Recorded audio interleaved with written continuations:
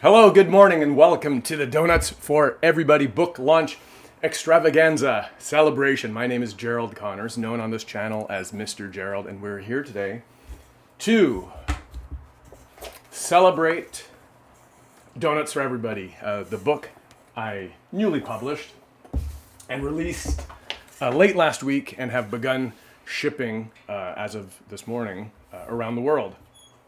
Or rather, the one I sent to England arrived today.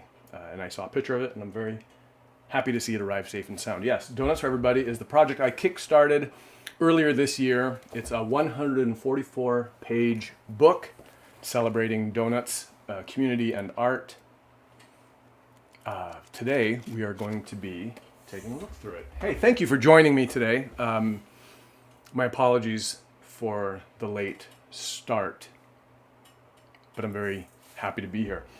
I've done live streams like this before in celebration 2 years ago, the solstice, on the occasion of the 100th anniversary, 100th episode of my live stream, a storytelling live stream, and also the completion of that project. And for each of those, I did a certain amount of preparation, animations, visits from the ghost of Dr. Seuss. Today I have nothing like that planned. But I'm going to be here for probably 4 hours, and in that time, talk about the book.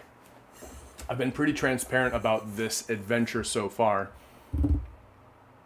So some of this might be old news to followers of the project. Some of it will be new, but all of it, I hope, will be entertaining. Let me get my space set up a little bit. I believe I have everything set up.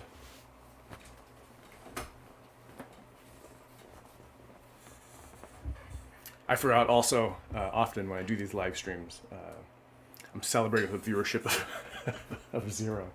And that's where we're at right now. If you were tuned in earlier and you dropped out thinking you either missed it or had the wrong address, I apologize, and I look forward to seeing you logging back on. I have a few sort of housekeeping things to do. I need to post this event on Instagram, so with your permission, I'll do that now. Let me turn off the music I had playing. That's the Streamlabs. That was the Streamlabs built-in music player. I set it to jazz, started it on a track called Paris, which felt appropriate to the donuts, but I'm not sure where it wound up. All right, I have my tea, seeing that my voice will need it later. I have my phone on which now I will post to Instagram. I see our viewers has jumped to 1. Hello, welcome viewer to the Donuts for Everybody book launch extravaganza. I am getting started here. In just a few short minutes, I will go over today's itinerary.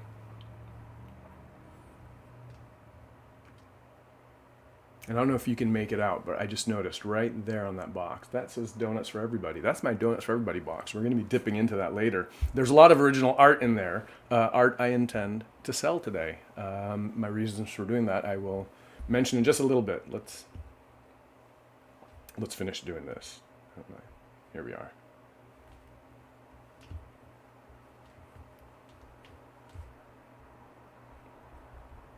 Come join me live.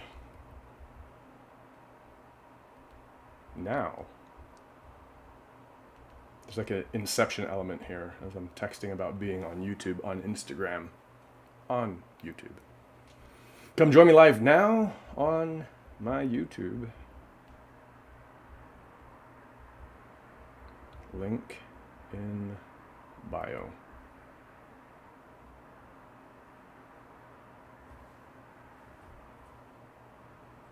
And now, of course, I have to change the link in my bio. I wonder if Instagram Lives, I think they tend to perform better than YouTube live streams. But anyway, it's all good. Yeah. The book came out about 1 week ago. Week and a half ago. No, let's say Saturday. Yeah, it was last Friday or Thursday when I began shipping them, and the books have been arriving across the country throughout the week. Thanks to the United States Postal Service and their media mail service.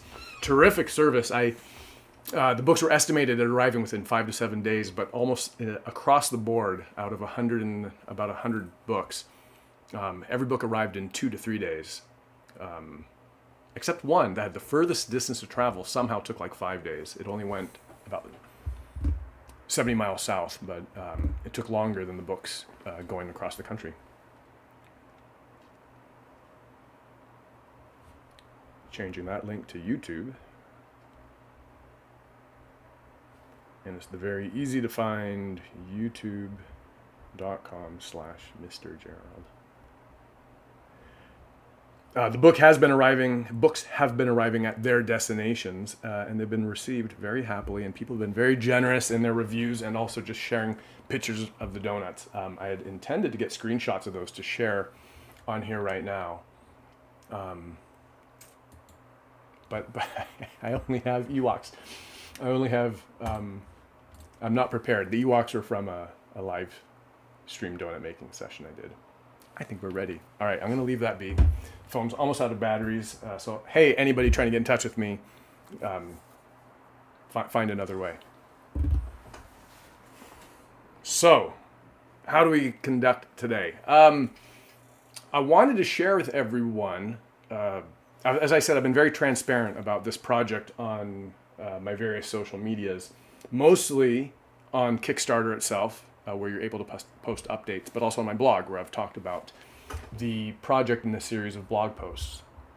But something I wanted to do, again, just sort of like for full transparency, and not that it's owed to anyone, but I know that self-publishing is of interest to a lot of people. And this is, despite the fact that I do have my own small press. See that there? That's my logo. It's an alligator holding a book. It's Alligator Boogaloo. At my scale, it really is self-publishing, and I know a lot of people have an interest in that, so I thought it might be worth sharing some of the financial things. It will also make clear why I'm doing the art auction today. Yes, I've gone over budget on this project by some amount I'll reveal soon. But you see here, I've made one of these fundraising things. Now, if I can sell 40 books today, I will close that gap, and the project will have paid for itself, and I would very much look forward to that. So, a few books have sold already on Ko-Fi. I'll be adding those there shortly, but yeah, that's part of this goal, why I'm doing this today.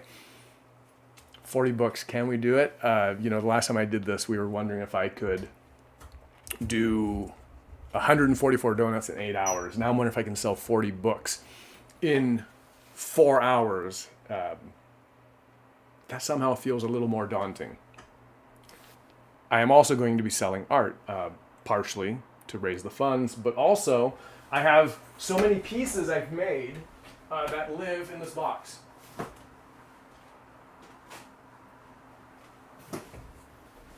I have so many pieces made for this project that live in this box, and it seems a shame, another Inception moment, a box within a box. And inside that box is,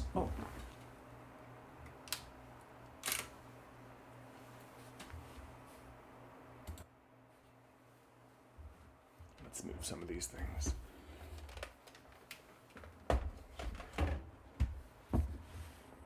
Inside this box, thanks for your patience. I did not get this set up fully before starting today.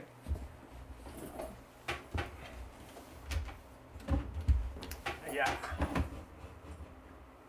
Oh, well, one thing I did in preparation this morning was set up this. This is an example of the donuts I've made over the project. These ones, you'll notice there's a symmetry or a common shape among them all. For the reward donuts, I did need to find a way to streamline it. This project, besides going over budget financially, went over budget just in terms of time. and I needed a way to streamline making the donuts, the reward donuts. So I actually created a template and used this to help me make the donuts. So as you can see,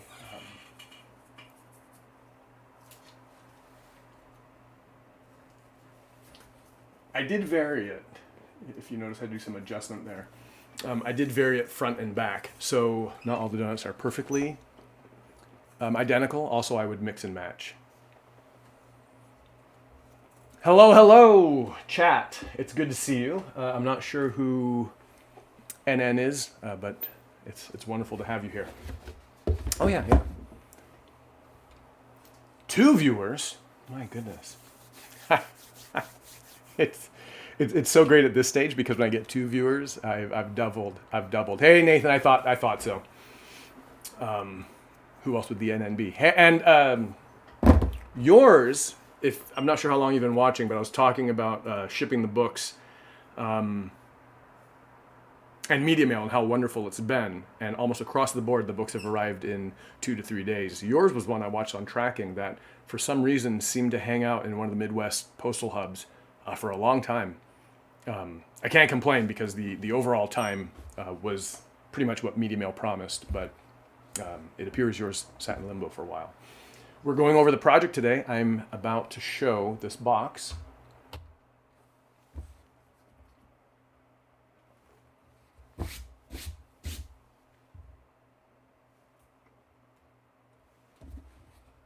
Zoom in. Let's adjust our lighting. It's an overcast day where I am, which means that I'll be playing with the lighting a lot as the sun moves in and out. Okay, here we go. Yes, this is the box where all the donuts live. These are reward donuts. I can show you those in a minute, but here are some of the donuts from inside the book. This is the Edward Hopper inspired Nighthawks donut, which John Bray received and wrote a piece on, which I really want to give an appreciation to. Hey, this is the, this one was recommended, I think, by Bill Canterbury, who asked for a Daniel Pinkwater donut. I'm trying to remember how it went, but I think he asked for the big he asked for the big orange splot donut. However, I had just done, or not done, not just, but I had previously done the Big Bang donut, inspired by the James Webb Telescope becoming active. So this to me actually felt like the big orange splot, and if you see the book, you'll recognize that this accompanies the story, the Big Orange Bang. So I needed a different Daniel Pinkwater book, and at that moment I had just purchased online Daniel Pinkwater's latest novel book, Crazy in Poughkeepsie, which I have right here.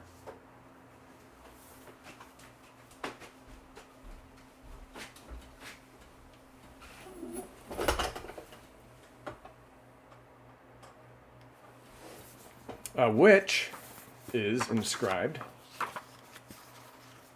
to Mr. Gerald, Daniel Pinkwater, and a doodle.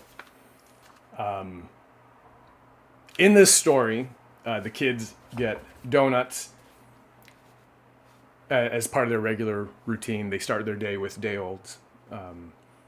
And in part of the story, they find these abandoned circus carts. One of them marked Loughran's trained sloths, in reference to his agent, Jennifer Loughran. So I did this piece, the 2 sloths, and in my imagination, these are their names, Slow and Steady, and there feels like there could be a whole story here. Let's see, what else? This was requested by Bookish Fairy Godmother, Samantha Bremenkamp. Now, when I set up the Kickstarter, I made it so that people could order their own donuts. I made this one for Jess Yoon, who has a mosquito manuscript. These are the words that became the title of the book. You know, actually, let's do a little bit of a side-by-side thing. I think it's always fun.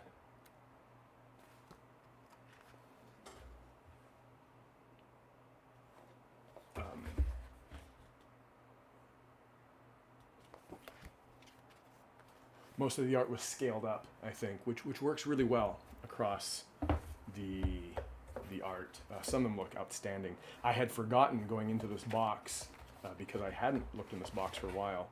I had forgotten going into here how small many of the originals were. For example, this one. When I first started doing these donuts, these are 8.5 by 11 sheets of cardstock. So each of these measure 5 by 5 by 4 1/4. And it kind of amazes me that I worked that small. Maybe in the time since I did that last summer, I find my eyes failing, and I do this a lot as I work because I haven't yet gotten reading glasses. But as I've been doing them in the book, I've blown up a lot of the donuts. I think the details are a lot more fun to look at, large like this. Particularly this one. I really like this oatmeal donut from Tony Tong. Anyway, yeah, it was a surprise to go back and see just how small the originals were. And then what this reveals too is something in the process. Hey, by the way, chat, if you have any specific interest in the making of this book, let me know. Right now I'm just kind of winging it. I'm going to talk about the book. I am going to go through the lists, the 12 items I talked about in the 12 Days of Donuts. But if there's something specific you'd like to know, please let me know in the chat and I'll address those questions. When you blow this up, now I filmed myself making a lot of these donuts. But if you look at this one really closely, you can see a cut line of the silhouette's original nose. When I first cut it, I decided I wanted him to have a bigger nose. So let's see if we can actually see that here. You can almost see it, but from the same sheet of paper. Come on, brighten up here. There you go. You can kind of see it. Right? You can see the line where the original nose was, and I decided I wanted it bigger, so I cut it out again. Actually. Oh, I might not be able to find it because I reorganized this recently. Give me one moment. You are getting the full experience. You can see here. Let's get that in a position where you can. There he is. There.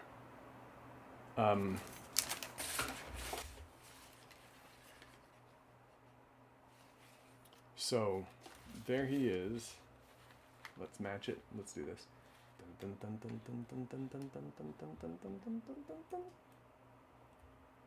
So that's where he was cut out from. But initially, I had cut the nose smaller. Then I returned to this sheet, grabbed a little bit more paper so I could fit it to that profile. And that's how we wound up with that. These videos, a lot of these making of videos exist on YouTube, on my other channel, youtube.com/Gerald Connors. So this is Mr. Gerald, where I put up a lot of videos for my students back when I was teaching. But it's also turned into my, I guess you'd say creator, YouTube. So the making of, this character's making of is actually online. You can watch a quick time lapse of that. Stina made it. Hello, Stina. It's so good to see you. Stina, I'm going through this box of donuts. These are the originals that I'm going to auction today. And I say auction, but really it's more of if someone wants one, let me know, and I'll put it aside for you. You have yours, so I don't know if there's any others you would want, but there's quite a few, more than quite a few in here. All right, let me close up this box and sort of get my bearings.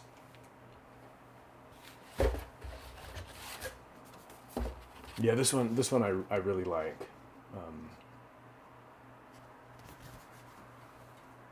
I'm not sure how I'm going to conduct the auction, because is it first come, first serve?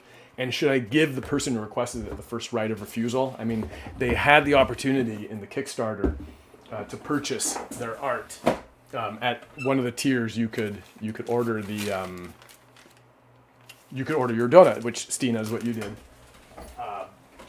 So if they didn't take advantage of that, maybe I can assume that they already refused their their donut. You actually didn't get it? Oh, okay, yeah. So, some background on the project. Now, Media Mail,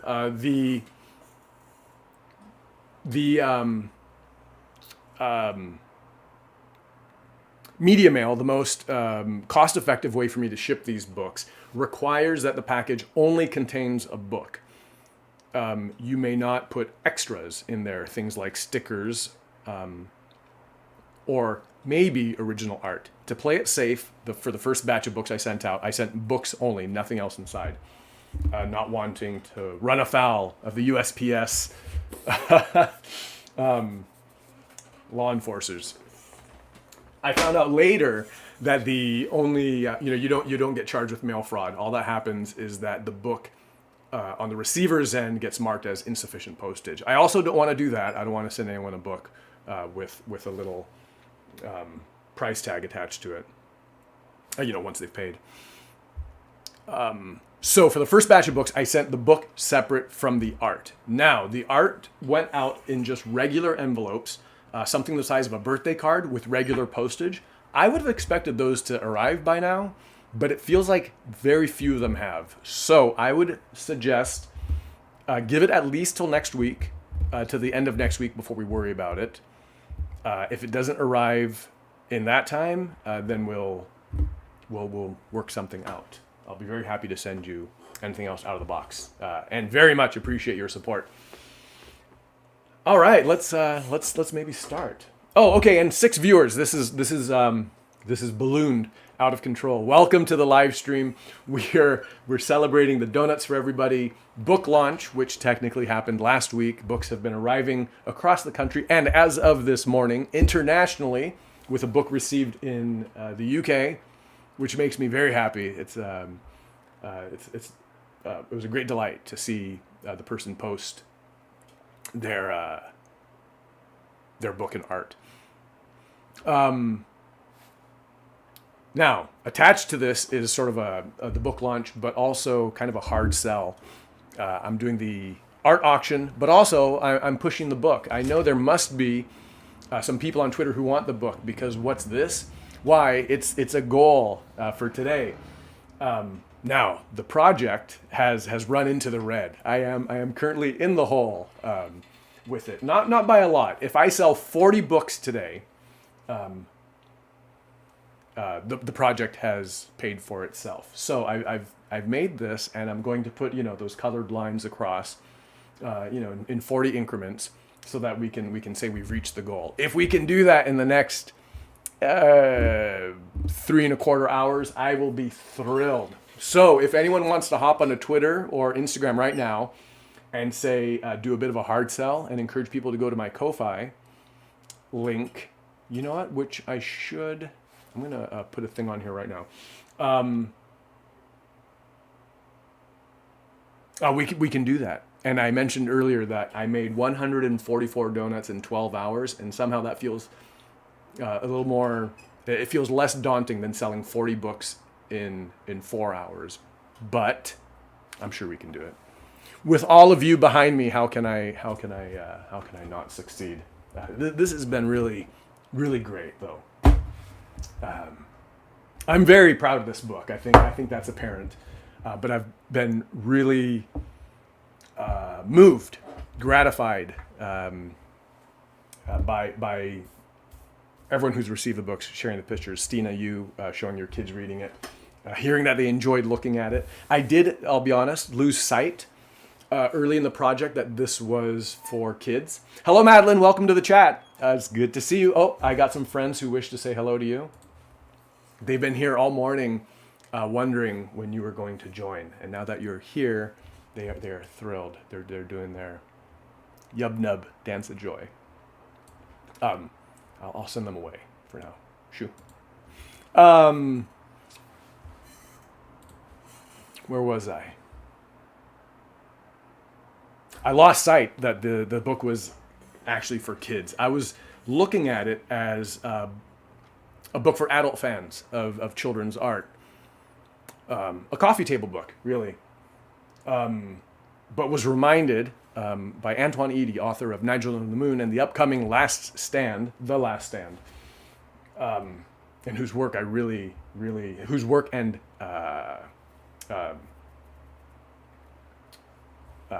perspective I really, really admire and appreciate.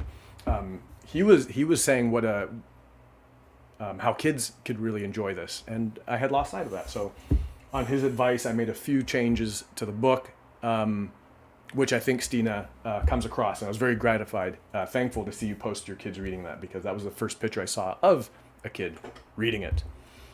Let me get on here an itinerary for today. Otherwise, I'll be talking all over the place. And if you're just joining the chat, please say hello. If you're just joining the live stream, please say hello in the chat. I really do like to know who's watching. I'm able, I did 100 and some odd episodes, 120 episodes of my story stream, live streams. And in the great majority of those, I had no viewers, and I'm able, through that, I've cultivated the ability to speak to myself. So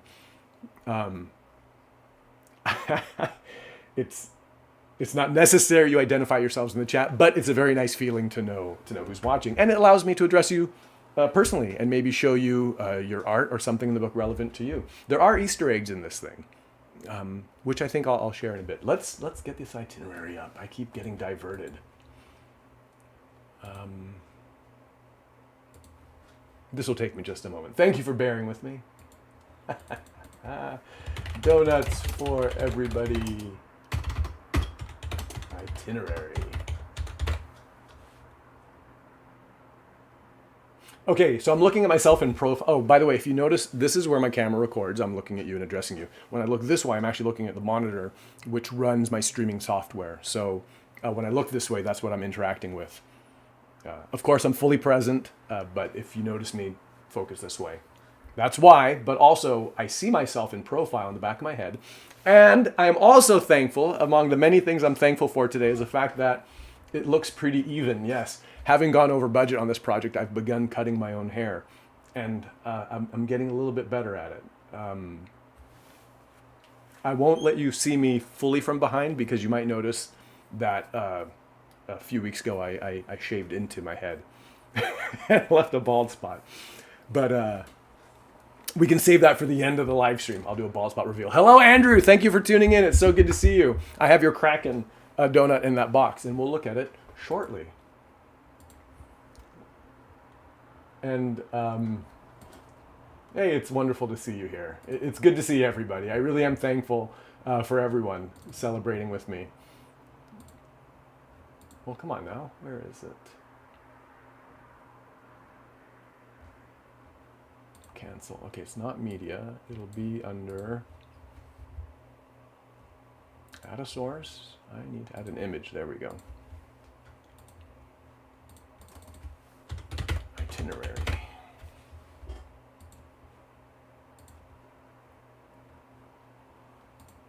I also just realized I skimped on breakfast, and I should not have. My stomach is growling now. I have something I was saving for the end of the live stream, but I might bring it out earlier. Come on, where are you?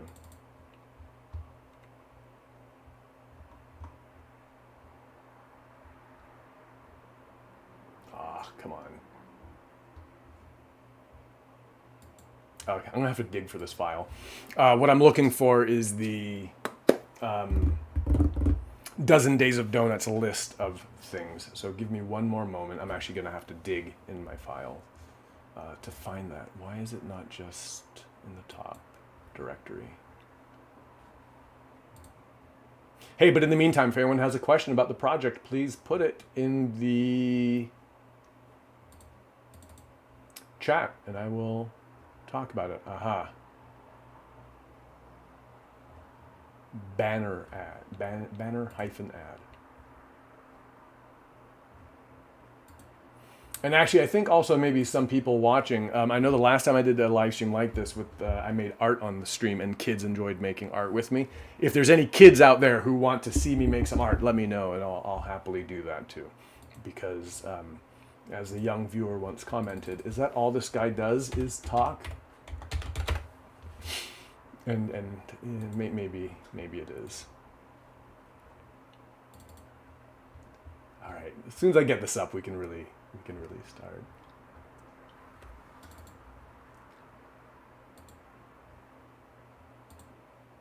Aha! Perfect. All right. There we are. This is the itinerary I made in my pre-launch extravaganza. Now, there was a hiccup around the end of the month where I expected to have the books available. I expected the books available to me from the printers right before Labor Day. But as it turned out, there was an error at the printing, at the printers. It was easily resolved and taken care of very efficiently and responsibly by the printers. No fault to them at all. It did put a 3-week delay in the process. So between August 31st on that list and September 5th, we had a big... No, it was between the post on the 5th and the 6th. There was a big break. Which is all to say, if you go to my blog, geraldconnors.com/blog, you can read each of these stories where I talk about them, but I'll just go over some of those points right now. August 18th, the number of donuts. Does anybody watching, get this off the screen, does anybody watching have an idea of how many donuts went into this book? I posed it as a challenge for people to guess. Now, a lot of people guessed that knowing me, and this was very flattering, knowing me, it was going to be something auspicious, something sneaky, like maybe, like exactly 1,000 donuts, so I could say I made 1,000 donuts. But I'll confess, although that sounds very much like me, I lost track in the making of the book because there's a lot of donuts in here, and things changed and things morphed as I was building the book. Boy, that book's look. You know what? Okay, like it's my book, and I mean, of course, we're all proud of our work, but every time I see this, I really like that cover. I think this just looks so good. Hey, what's this to the side? Why, it's paper scraps.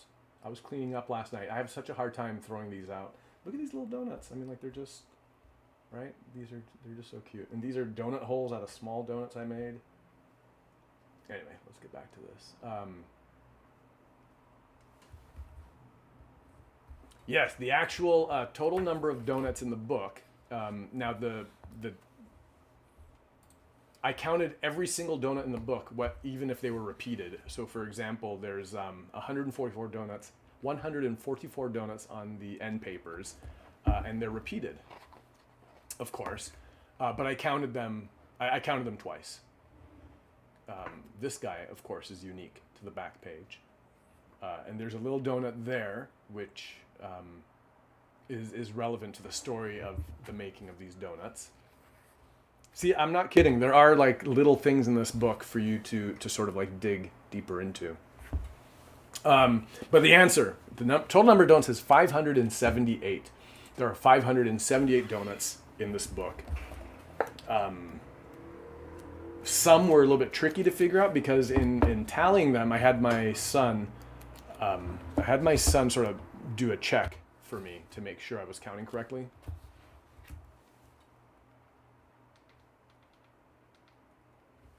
I had my son do a check for me to make sure I was counting correctly, and there were certain ones where he was like, "What are the donuts in this picture?" Because like it's a poodle, and this you might consider to be the poodle's fur, right?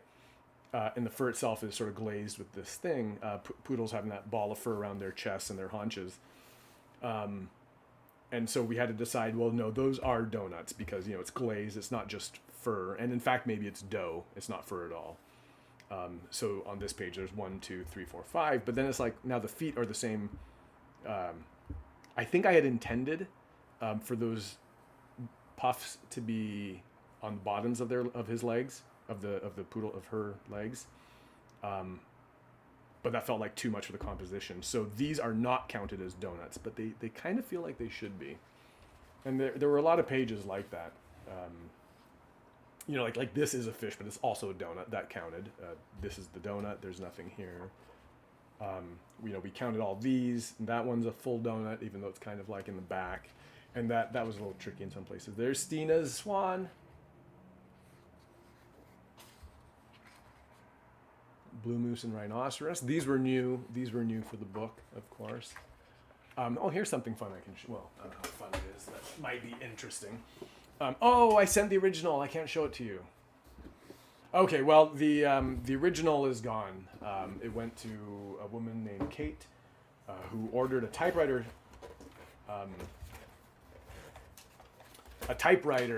donut as her reward, and that's what she received. So I can't show you the original, unfortunately.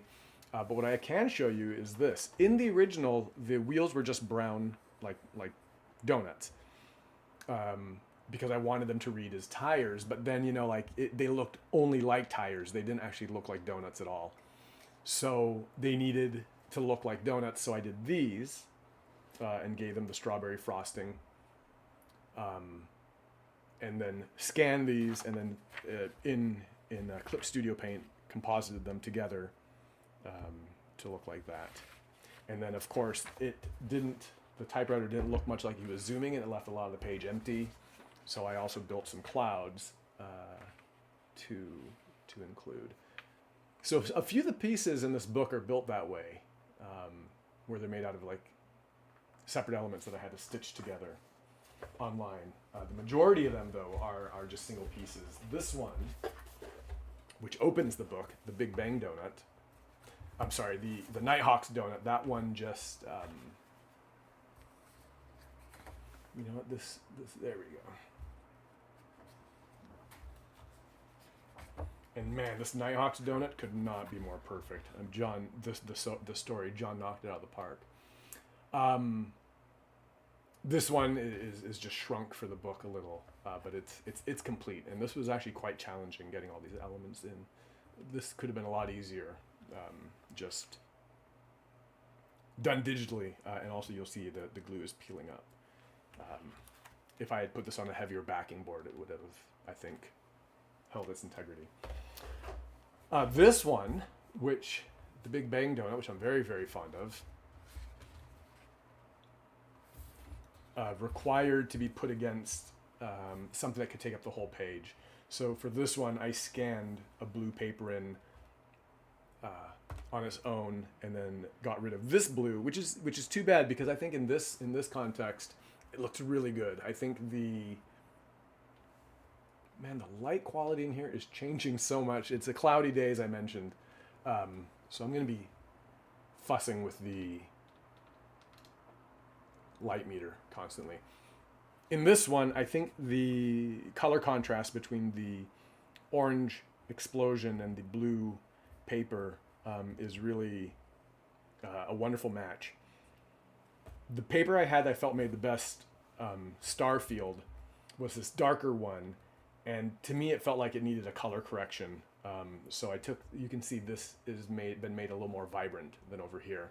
I really boosted the saturation on this image when I pasted it against that. This is an unclaimed donut, so if anybody wishes to purchase the Big Bang donut, they may make me an offer in the chat.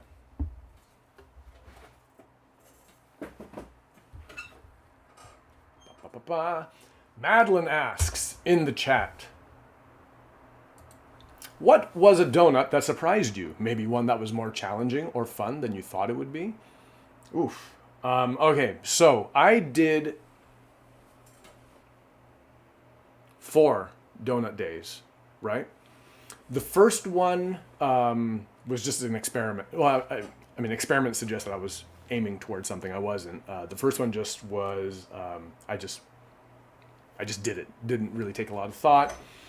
In that batch, the one that surprised me the most maybe was,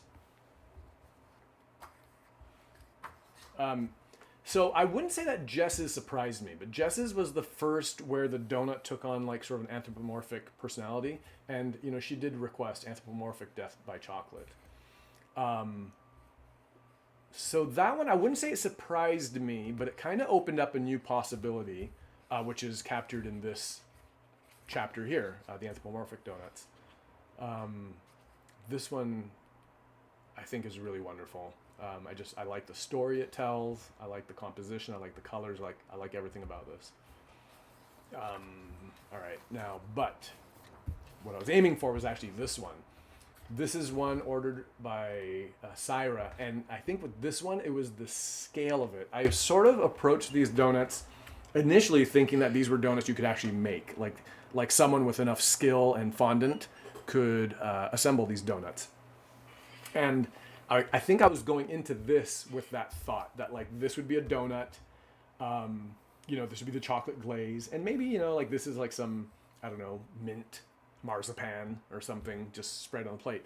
But as I added it, I was like, no, this actually is a giant donut. This is like, looking at this as an illustration, I was like, this is something like the giant jam sandwich or something like that. And then when I added the clouds too, like that cinched it. So this one really, from the earliest donuts, and let's actually see when that one was ordered,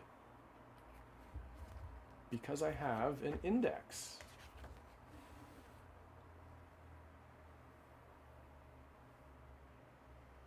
Wait a minute. There it is. It was pretty early. It might have been like the 1,000th donut. Pretty early in the things. So that one really, I think, opened the possibility for these donuts. Yours, of course, the bat donut, Madeline, also sort of broke the mold. But I think also it's still a little bit, whereas I see the Bavarian donut as like a mountain. Like I still see this like as a mountain and not a donut. I see this one as still half bat, half donut. But it's one of the most endearing things. And in future donuts, I would actually cut out white for the eyes, but in this one I actually painted those white dots. In the earliest ones, I played with that actually, not quite knowing how I was going to do this. For example, the ladybug donut, Samantha's donut here. This is to my mind, is a very Eric Carle thing. Where did that one go?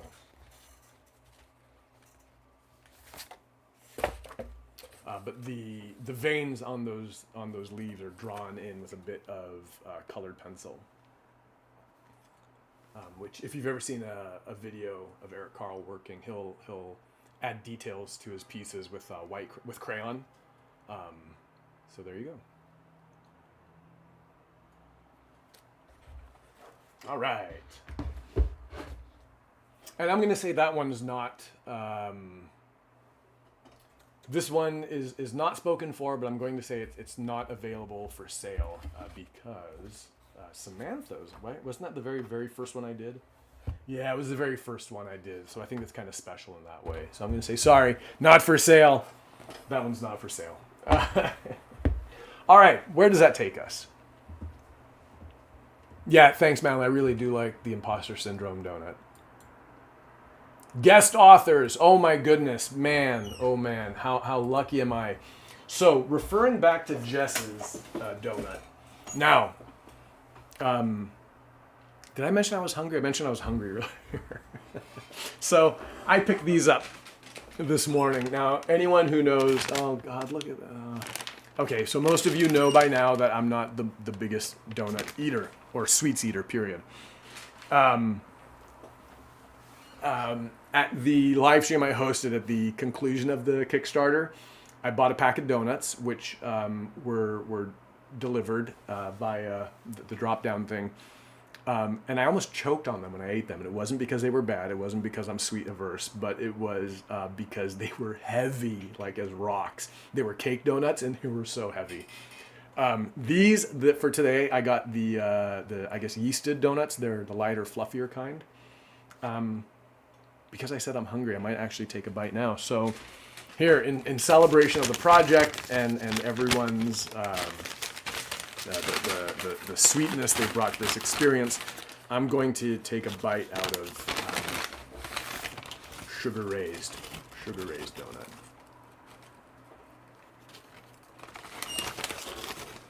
We lost a viewer in the time I announced I was about to eat, so I think maybe no one wants to see this, but here we go.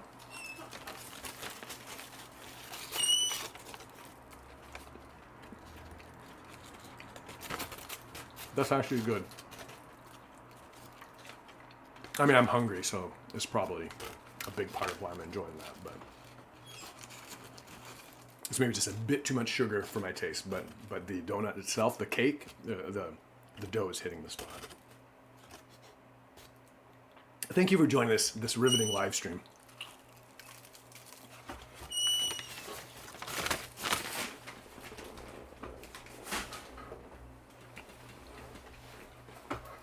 Where's the... Can I please get some applause for eating that donut? Thank you.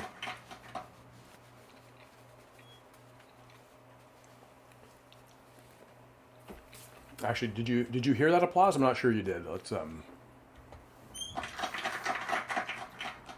Thank you. I'll be here all... No, Ginger. Okay, so here's a friend. Ginger's always getting into my papers and putting her weight.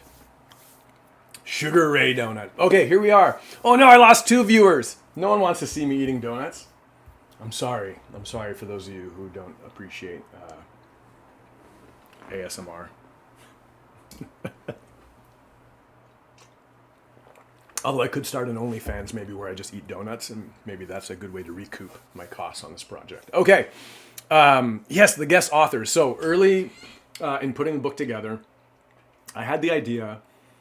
So the book as I envisioned it originally was sort of going to be like a gallery. And in fact, I thought of it in those terms. I was considering building the book to look like a museum. And maybe I would come up with a character who would walk across the pages and look at it and maybe offer commentary. But I didn't go very far with that idea. In fact, I don't think more than, I might have just done like one sketch. And I just kind of had the feeling that it was going to get tired really quick, that gimmick wouldn't work for the entire book. And I thought, I wanted to, instead of just having so much commentary for me, I actually wanted there to be like works of fiction in the story. The same way like you might go to an art museum and be inspired by seeing the art. So I thought, what can I do with that? And then I mentioned to Jess Yoon on text, hey, would you be interested in writing a story for your piece? And she said, sure. And I think just right there on the text returned a short poem for her Death by Chocolate, which I will read now.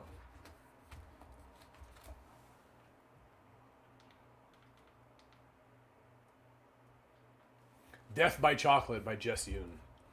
She picked up the pastry, eyes alight in anticipation.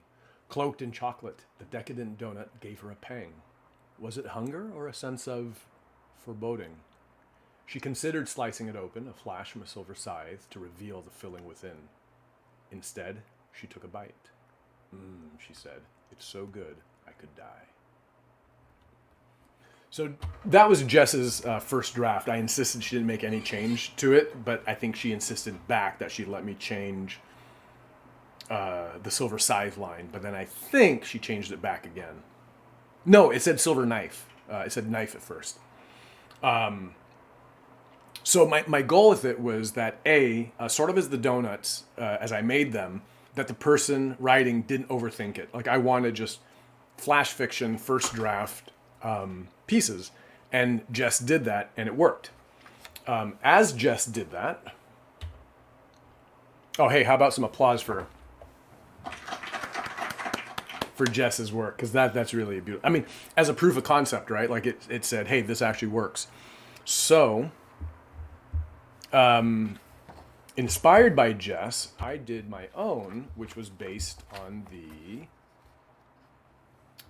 podcasting donut. And here, Interview with a Donut by Gerald Connors. When did you know you wanted to be a dessert? From the moment I was set in the glass display case at the bakery. Every passerby brightened when they saw me. Fussy babies laughed, sad children smiled, stoop-shouldered business people held themselves a little higher. When you have that effect on people, you know you are destined to serve humanity. What are the greatest challenges facing donuts today? Elevating ourselves from the stereotype of being a novelty snack. We're round, we're cute, we're sugary, sure, but we also have depth. We have dreams and aspirations. We'd love to be taken more seriously. That and climate change. Any final words to our audience? Yes. Life is short. Be sweet. Later in the broadcast, I'll talk about the editing behind this, which I think is actually, of course, everything I say is interesting, but I think that particularly the experience of how this page changed and the input and insight from Antoine Edie is a story worth telling. All right, so I did mine, and I said, okay, that works also. And then the third person to do this was Kate Allen Fox, author of Pando and the newly released A Few Beautiful Minutes, which I insist everybody go out and check. It's a beautiful, beautiful book about the solstice and how, hey, a lot like the donuts, like it brings people together, the commonality of shared experiences. It truly is a beautiful book, and I really hope you check it out. But Kate, whereas for Jess and myself, well, because it's me, we were working specific donuts, I asked Kate, I said, is there one you'd like to do? And she said, is the Shel Silverstein donut available? And I said, why, yes, it is. And Kate wrote, Silverstein's recipe. An invitation to the poetry past the sidewalk's end, where rhyme falls and childhood calls if we just descend. Yeah, and that one is absolutely deserving of some applause. No, Kate knocked that out of the park. It has that feeling. Ginger, will you please come on? Step.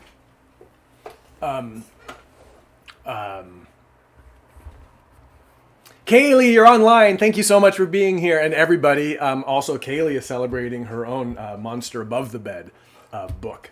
You need to check that out because Kaylee is doing some terrific marketing, including a life-size cardboard cutout of her main character. God, there's so much fun stuff, and I'm so glad. You know what? Besides just doing this and being happy seeing my book out there, seeing so many people launching their own things around the same time, it's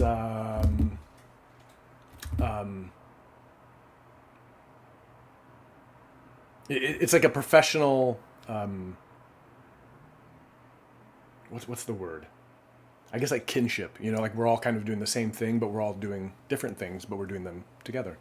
It's really lovely. Everybody check out Kaylee's monster book.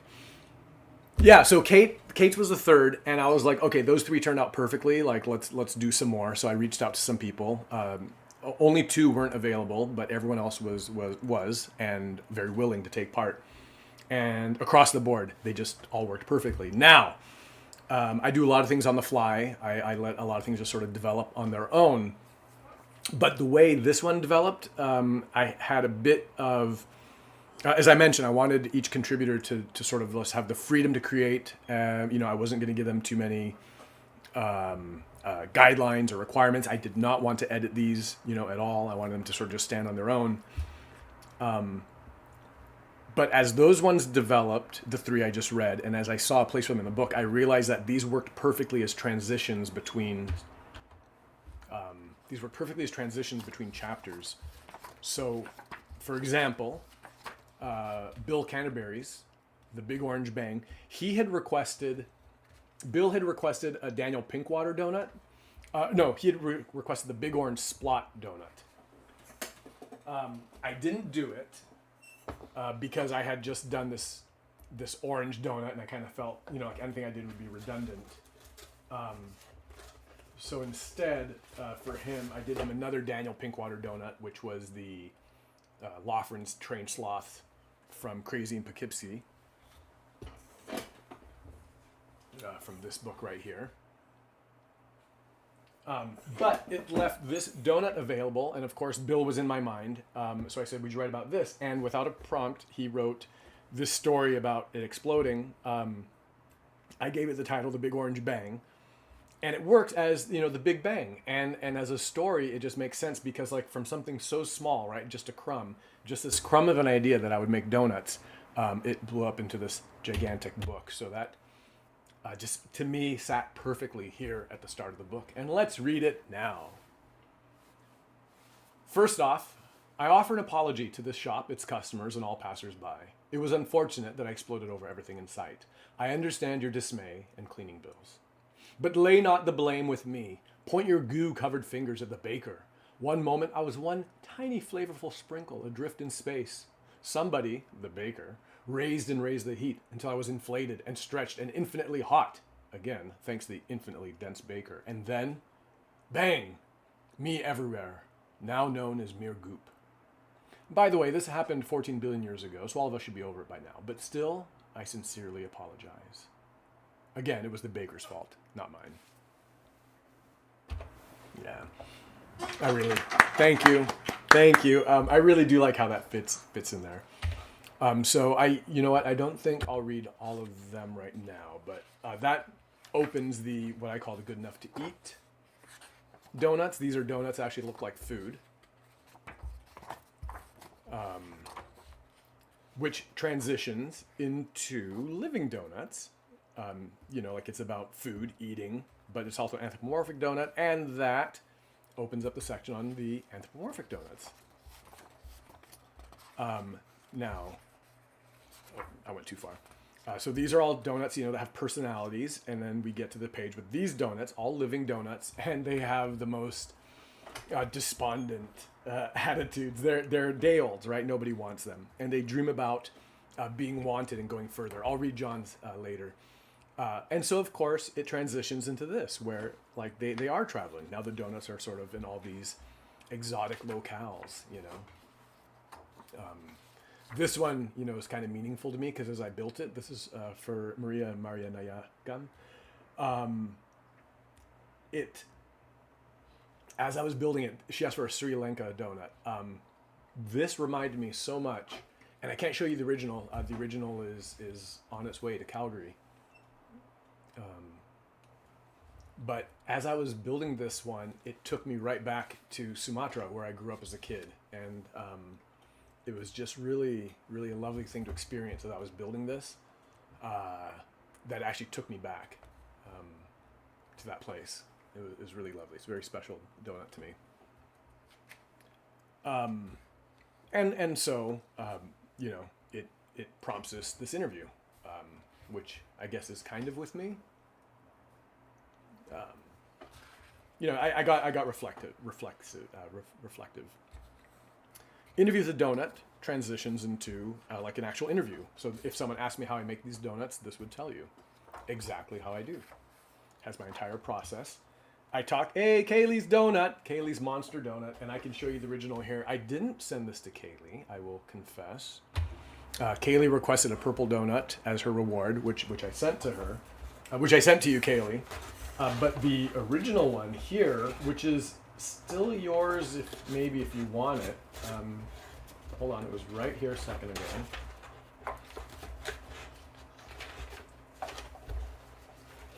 So this is, for those of you just joining, this is the large box of donuts.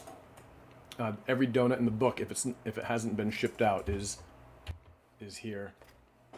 I should take a little more care in flipping through these, but the silhouette donut, I really like this guy. In fact, I want to put this into, hey Stephanie, thank you for joining. I want to put this guy on a coffee mug on Bill's suggestion. I think this arm wrapping around a coffee mug would be great. That would be a terrific gimmick. And so appropriate. All right, where is it? I'm going to keep him out for a moment. Aha, here we go. All right, Kaylee asked for a monster donut, and this is what I made. At the time, I wasn't aware that Kaylee had a monster book. If I was aware of that, I might have tried to make something that matches Kaylee's monster character. In a way, I'm glad I didn't know that because it allowed me to make this, which I really liked. What I talk about in this section is how I arrived here and how, you know, you can look at projects like this in a certain way.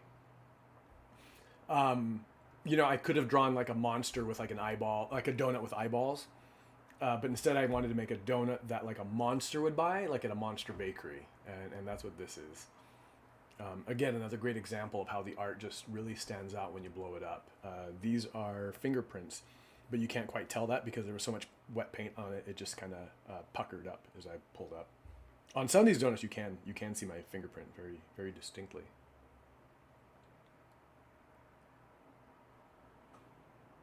But anyway, yes, that's that. This, as I talk about looking for inspiration in the world, transitions into Maisha's poem, which is all about looking at the world through a different lens. And actually, you know what? I'm going to read this one right now. I really do love this poem. So, all right, we're still on the topic of contributors. And so, again, these are all works that I gave very loose guidelines for and asked for almost zero editing on. One I had to have edited for length. Because I did give a guideline, which is that these all had to fit on a single page. But I said to Maisha that now that some of the spots are being filled, I said this one is likely to fall ahead of the animal section. So anything on the topic of the natural world or looking at the world would work. And Maisha said, I'd already started writing it. So sorry, there's an animal in it, but does this work? And it worked better than I could have hoped. Just proof that I shouldn't have asked anything. Where are we? Here we are. Kaleidoscope by Maisha Oso. Life can be sweet from a new point of view. Just look through the hole of a donut or two. Your world becomes wonder. You'll marvel, amazed, especially if your kaleidoscope's glazed. You'll likely be famous. You're sure to be wealthy, so long it's a donut. No phonut that's healthy. Your worries will vanish. Your fears disappear. Your dreams all fulfilled if you use an eclair. But if for some reason your life isn't changed, your problems resolved and your world rearranged, there's still one more way to make everything sweet. Stop looking through donuts, you dingbat, and eat. I love it. And absolutely deserving of applause. And actually maybe like one of these. Which one? What number? Oh, wow. I mean, actually that goes with the kaleidoscope shine. Josh is joining. Hey, Josh, thank you. Yep, I thought I might dress up. Everybody, Josh is here. Kaylee, you says, the monster donut. You do love your purple donut. I'm glad it arrived safe. And you may purchase the monster donut from me. It is available and has your name on it. So yeah, going forward with these. But I'll do a quick. I'll go really quickly. The animals. The animal section. Transition. The transition out of this maybe isn't so clear, but Lizette's opens the section on pop culture donuts, and what's a more pop culture poem, than the extremely memeable "This Is Just to Say," the refrigerated plums poem. So we're in the pop culture section.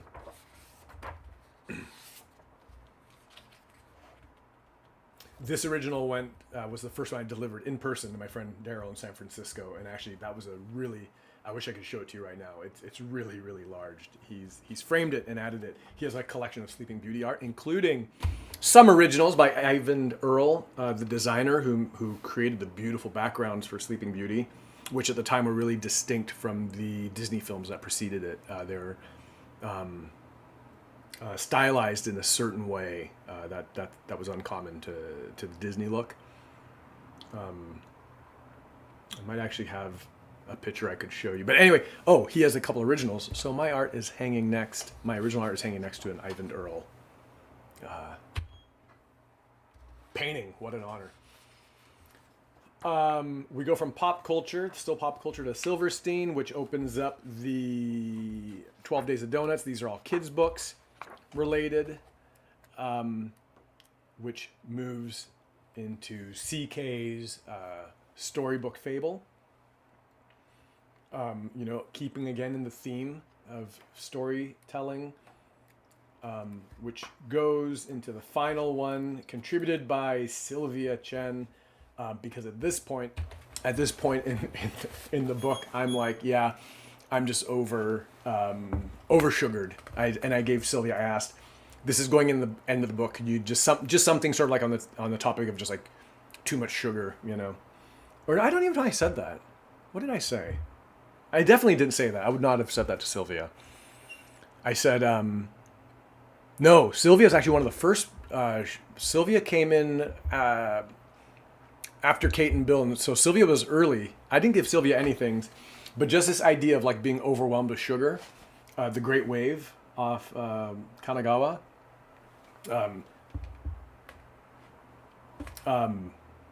Sylvia wrote this, and I thought that's a perfect way to wrap it up. You know, it's the ultimate sugar rush, this ocean of icing.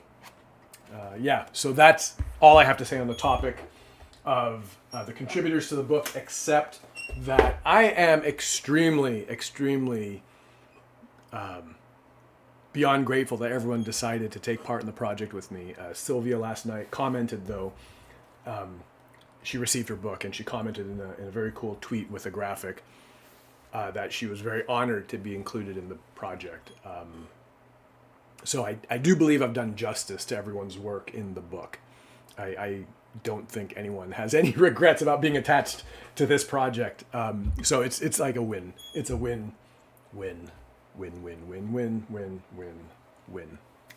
for all people involved. All right, let's see. Josh says, oh, Madeline has a beef with Josh for being the first Kickstarter supporter. Yeah, sorry, Madeline. There's nothing I can do about that. Josh had his finger on that button. And thank you, both of you, though, for your enthusiasm and support. And Madeline loves the Sleeping Beauty's animation style. It's great, right? I need to get a picture of my art. Actually, I do have that. I'll have to find it. I don't want to take too much time off of the live stream, but I could find the picture. I might have it on here.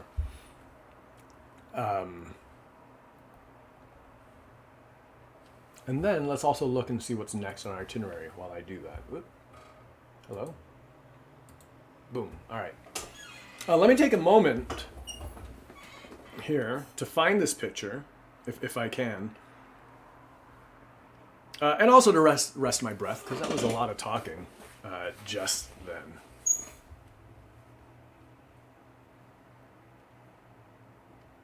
I really would like to show you this picture.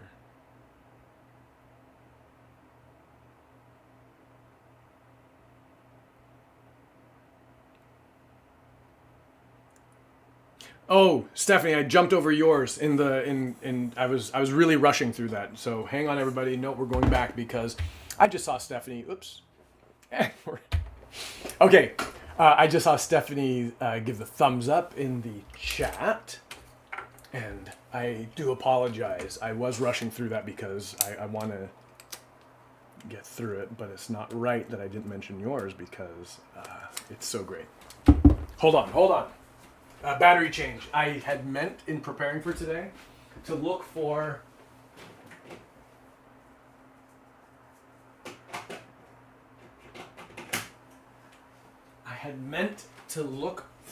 an AC adapter so I wouldn't have to do this. But you know what? This is part of what makes my live stream.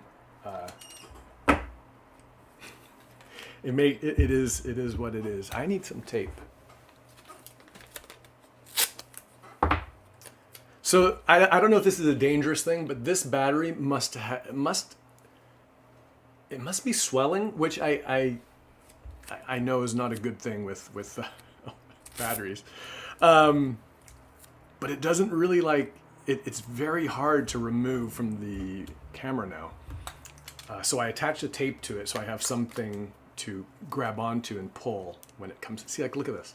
I actually have to well, okay, part of that is because there's tape all over it now, but all right, there we go. Yes, let's hope my camera does not explode during this live stream. Oops.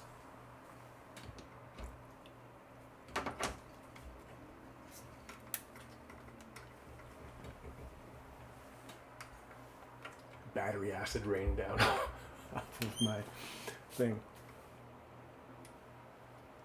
There we are. All right, let's go back because yes, now everyone got a sort of a light prompt. With Stephanie's, however, now for those of you who were present at the donut marathon, the impossibly the how did I phrase it at the end of the live stream? It was ridiculously. I wrote it in the book. It was the pointlessly thrilling and thrillingly pointless live stream. It was when I spent 12 hours on YouTube making 144 donuts. Now, towards the very, very end of that live stream, when it seemed like, I was going to make it, but I might not if I dilly-dallied. And in fact, I dilly-dallied with a couple of donut redos and also changing the battery in my camera. Well, even before then, it was getting very frantic and intense, the question whether I would make it. And so Stephanie in the chat started started writing about it as if we were watching a sporting event. And that took on a life of its own, and Stephanie kept it up. So from that, I took a few excerpts and then passed it to Stephanie, who edited it to her liking. So here that is represented, the wide world of donuts. So this is one that I can't say it was it wasn't written for the book in the same way, but there was no way I wasn't going to include this. So Stephanie, thank you so much for this epic wide world of donuts commentary between Thor and Keith, the two Minnesotan sports announcers who are a big fan of donut marathons. Let's give an applause for Stephanie's thing. Bill Canterbury received his book yesterday and posted an appreciation on Twitter, and I'm gonna go there for a moment because I want to see what he said about Stephanie's writing. He said something good.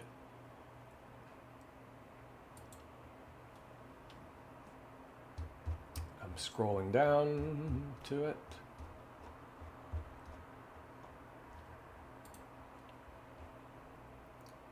Bill writes, Grub Report, Stephanie's play-by-play commentary through Gerald's legendary 144/12 donut making marathon. Oh, he's glazing it with glory. And he posts a picture of Cubs announcer Harry Carey to go with it, who I remember fondly because, just sort of a strange aside, when I was growing up in part of my childhood, I mentioned was spent in Indonesia, where my mother's from.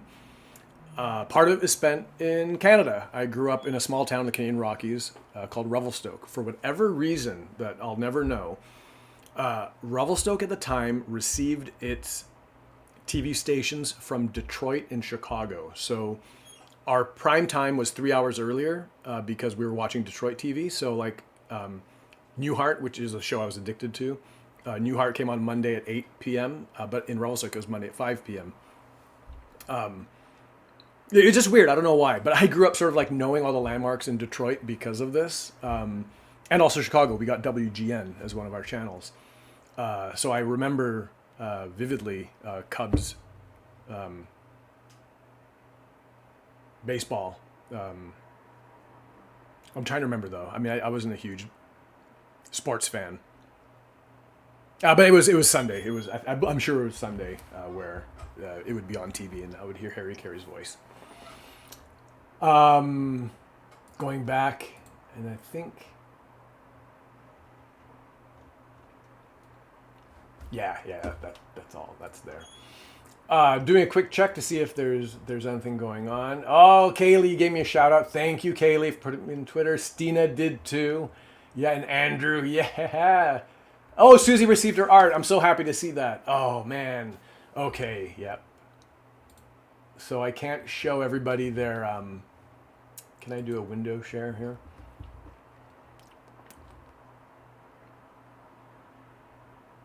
Is this gonna work? I think you can all see that, right? Yeah, that's the Picasso. Boy, that looks good. In Susie's place. All right. Yes, thank you, Stephanie, for that piece. It was fun in the moment, and it's perfect in the book. Where does that put us in our itinerary? You know what? Let's actually, okay, in our itinerary, we are going to talk to How to Shenanigan next. And then we're going to talk, so I can cross all the guest authors off that list because I've covered everybody now. So we're going to talk about the shenanigans. I don't have a lot to say on that. The revisions, which I do want to talk about. I actually think that's quite interesting. We can talk about Alligator What Now, the August 29th post. That's kind of on the topic of self-publishing.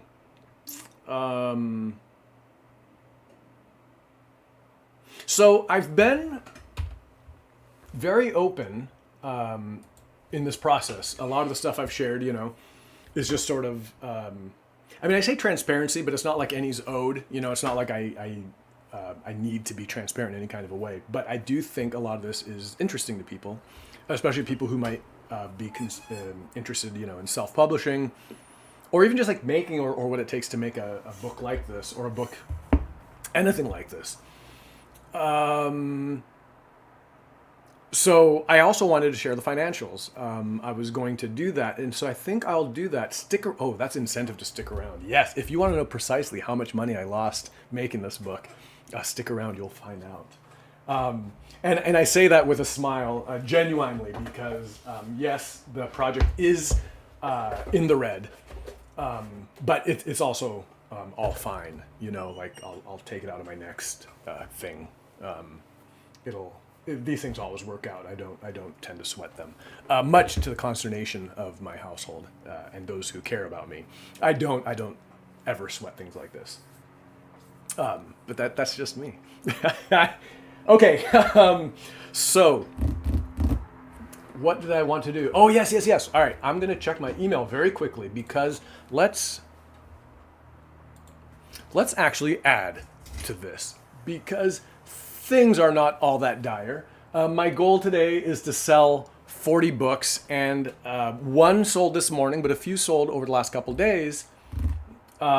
Which are outside of the Kickstarter budget, so I want to add them to this. So I'm going to check out my Ko-Fi page right now, if you'll indulge me. I hadn't gotten all this stuff loaded up, but I should have, to streamline this whole process. And it's spinning, and all right, here we go. Oh, look at this. The first person to have to buy a donut book on Ko-Fi is our good friend Elaine Crane. Elaine is celebrating her own good news, which is a book deal. And on the book deal, I know a little bit about the story. I haven't read it. Elaine won't share it with me. The book I know concerns raccoons, and all over the announcement are raccoons. So I'm very excited about that. Elaine, thank you so much. So we have one order from Elaine, one from Jess Freeman, who's been complaining feels strong, but Jess Freeman has remarked that although the book is, according to tracking, is at her destination, she's out of town. So Jess is anxiously awaiting a return to her home where she may collect and read her book. User Girl Pup has bought a PDF version of the book. My book is available as a pay what you want PDF. So if anybody who's watching has not yet bought the book and may not have the means to buy a hard copy version of the book, you may, on my Ko-Fi page, ko-fi.com/Mr. Gerald, you may get a PDF of my book for a pay what you will, even if that is $0. Kaylee is waiting for donuts to make me millions. Yeah, we'll see. I think the only chance of that happening is if the donut place in Japan wants me. CK didn't need to, but very kindly bought a book. CK, of course, is getting one as a contributor. So hang on. So where are we at? We are Elaine, Jess, CK, Valerie, Guy Olivieri, who makes those wonderful drawings where he traces is too simple, where he imagines shapes in objects and then draws them over top of the photos of the objects. Emily, my PB Rising Stars runner-up, but I will full Disclosure, that had nothing to do with it. I'm just remarking that Emily is a wonderful writer and was my runner-up. And fellow mentor and Cheryl Simon. 8 books. So, oh wow. Okay, so let's do some. Let's map this out. Okay, so if this is about approximately 20 books. That's approximately 10 books. 5, 8. All right, so we're here. So let me get some paper.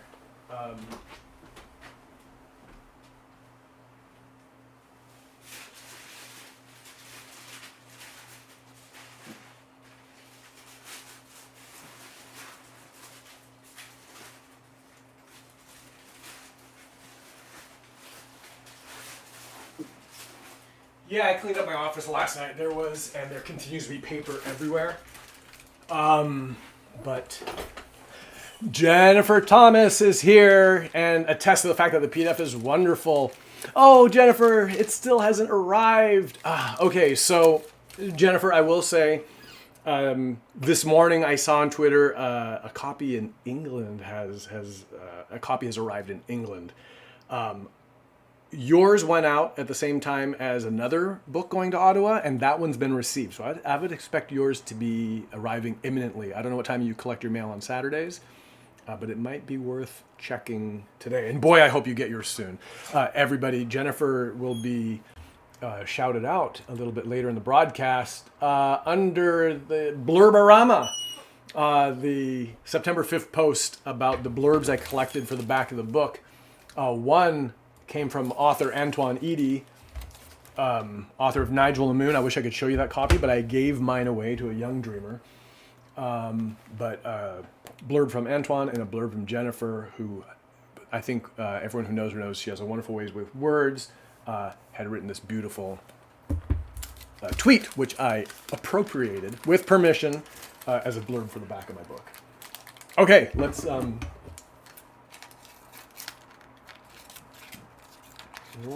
do this.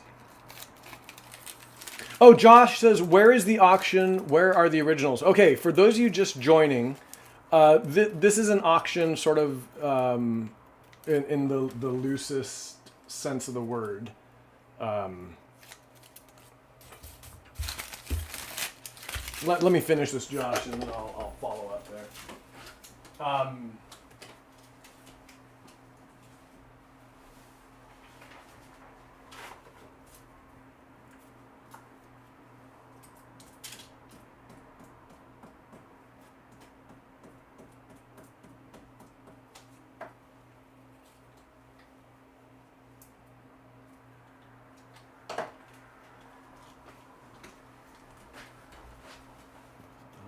Here we go.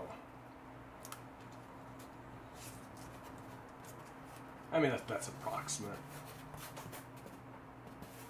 Look at that, we're a fifth of the way there.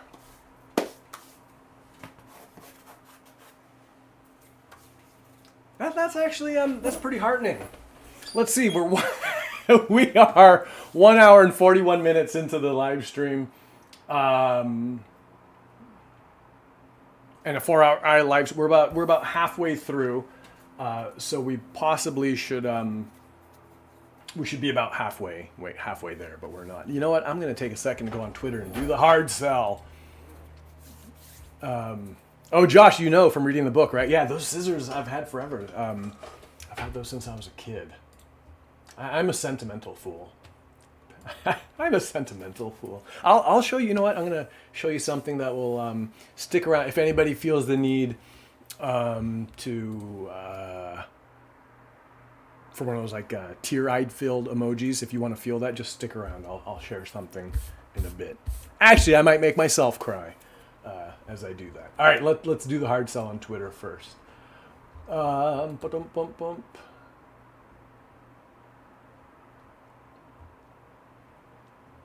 Which one shall I retweet?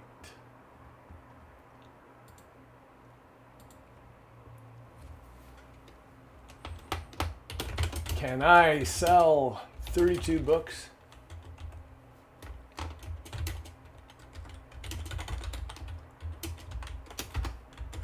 Watch me try.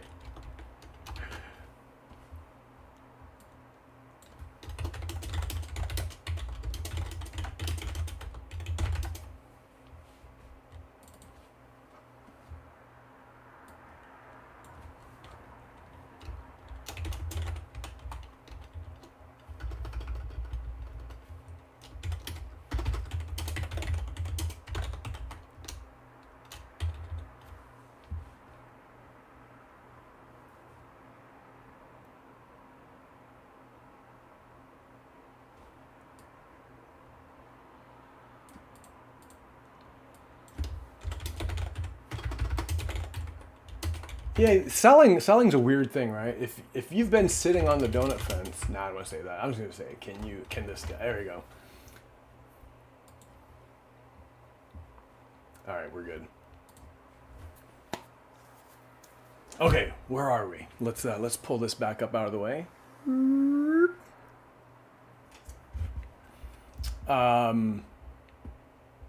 All right. Josh says I deserve to break even. Damn it. You know what? Again, like this isn't deserves a loaded word in some ways. I mean, I don't think about it that seriously.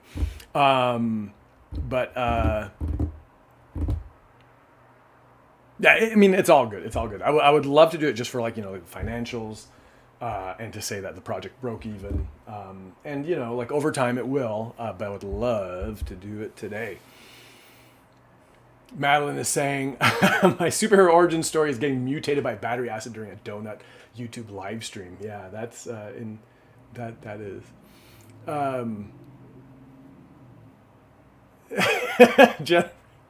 Jillan made it. Hello, Jillan. What's going on is this. I am doing a lot of talking about my donut book. And what I'm doing here, if this is specifically what you're asking about, I am in the red on this project. And to break even, I need to sell 40 books. I've sold 8. There's 32 remaining. And I can say this project has broken even. Now, I say this without, there's no guilt tripping or fear mongering happening here. The book will break even eventually, and when it does, I'll be thrilled. But if it should happen today, that'd be great, and it gives today's broadcast some focus. Now, Josh, you asked about the auction and the originals. Yeah, so as part of this, part of it is the fundraising. I will add it to the totals, but I have a box of original art. This box lives in another box also filled with more donuts, and it feels seeing people. So part of the reason I made the Kickstarter early in this, Audrey Perot, another book release story. Audrey's Moo-Hoo has been announced. And I'm very much looking forward to that. So everybody check out Audrey on social media. Audrey asked if she could buy her book, the Put a Bird on It donut, which you can find in the pop culture section right next to Brenna Jenneret's I Can Pickle That Donut. Both of these are references to the show Portlandia.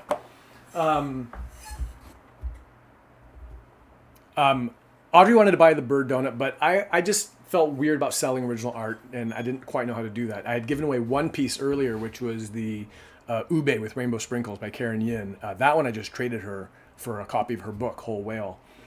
But she thought that was unfair. So people wanted to buy the donuts, and I should have just said, of course, here you go. But I was unaccustomed to that. So I set up this entire Kickstarter partly as a way to get the original art to the people so that they could buy the book and then get their donut as a perk. I set that up as a reward. Jennifer, you took advantage of it to get your Summer Sunrise. Josh did to get his Quokka, which Josh, fingers crossed, it's still around.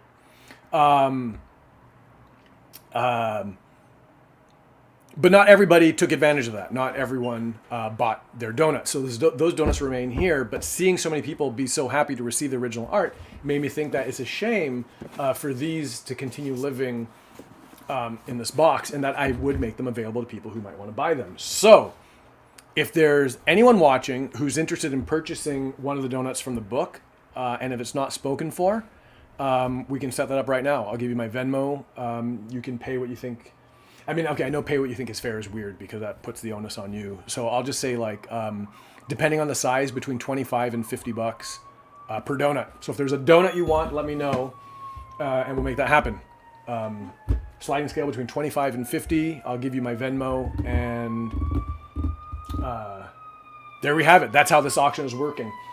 Let's wait for that fire truck to pass.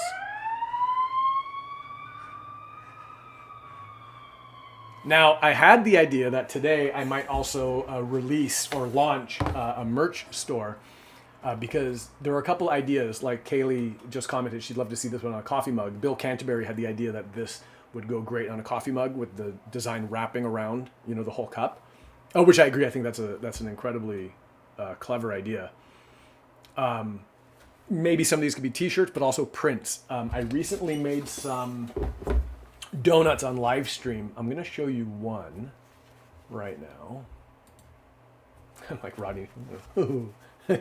In the red. I'm getting no respect. Let me...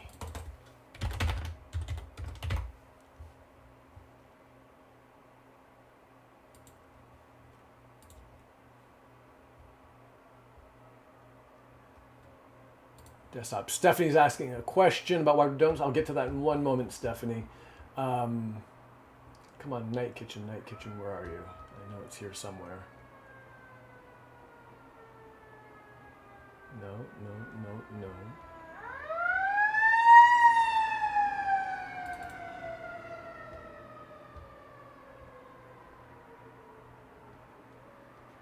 Night Kitchen. Is this it? All right, so this is the best picture I have of it right now, because another Inception moment. It's a live stream within a live stream. This was one of the rewards. This is one of the rewards I made for people who backed at the $100 level. Kaylee's going to buy the monster donut. Thank you, Kaylee. This is the Night Kitchen donut. Donut inspired by the Oliver Hardy inspired bakers in the Night Kitchen. This one is going to my brother Joe up in Washington State, who actually does a lot of baking. But as I made this one, and as I made some of those other rewards, I was like, yeah, these are actually like, these are worth having. So I took them to Candela, the people who scan my fine art. They're there right now. They're going to scan them, or they are scanning them. They should be ready next week. I'll get back the originals, send those to the recipients, and then I will make these Kidlet-inspired donuts available as prints. So yeah, stay tuned for that.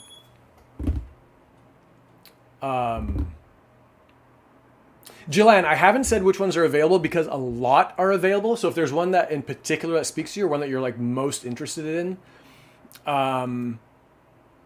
just let me know, and we'll do it that way. I mean, I could actually just flip the whole box. I'm sure a lot of you are actually interested. Oh, one thing I can say is that the books from the end papers, these are almost all available. So if there's one on here that you want, you can just point at it. They're numbered 1 through 18, so 1 to 18, 19 to 36, 37 through 54, etc. Just go down the list that way and tell me which one you want, and I can sell you one of these too. If you want a commemorative donut marathon donut, because that was an epic day. That's enough hard selling for now. Let's get back to topic at hand. Anybody who wants to buy it, let me know, and we'll, or buy something, let me know, and we'll make that happen. Stephanie says, Madeline is interested. Oh, hang on. Totoro donut is available, Madeline. Josh wants to hear my take on an auctioneer voice. Fun fact, at my kids' elementary school, they did a fundraiser called the Spring Fling, where they auctioned off a lot of items, and I hosted as auctioneer for a couple of those years, co-auctioneer. It was shared between many people. That was a tough job, and I did not do the hey, bit, hey, bit, hey, bit, thing.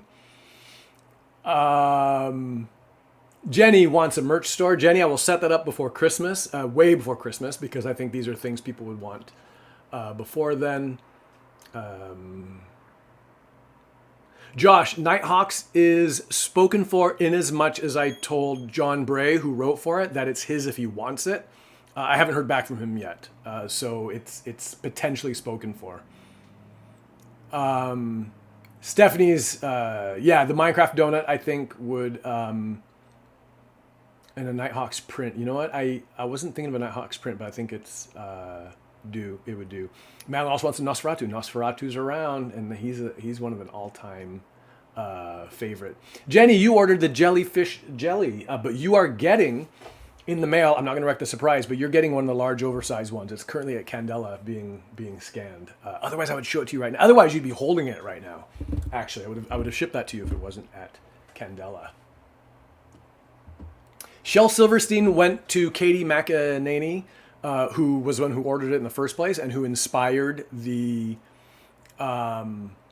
entire 12 Days of Donuts with that prompt. It's been received there actually. Let's see that because it's nice to show these pictures.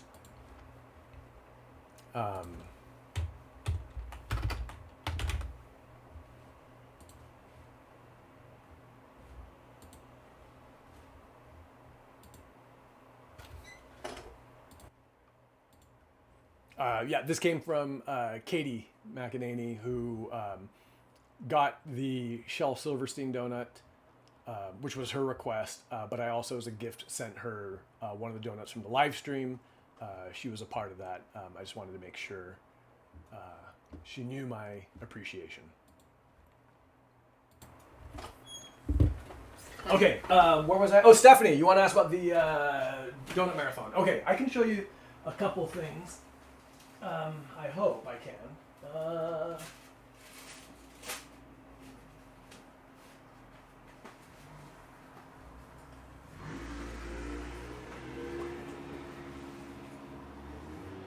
Oh my goodness. Okay, so I don't know how people store original art, but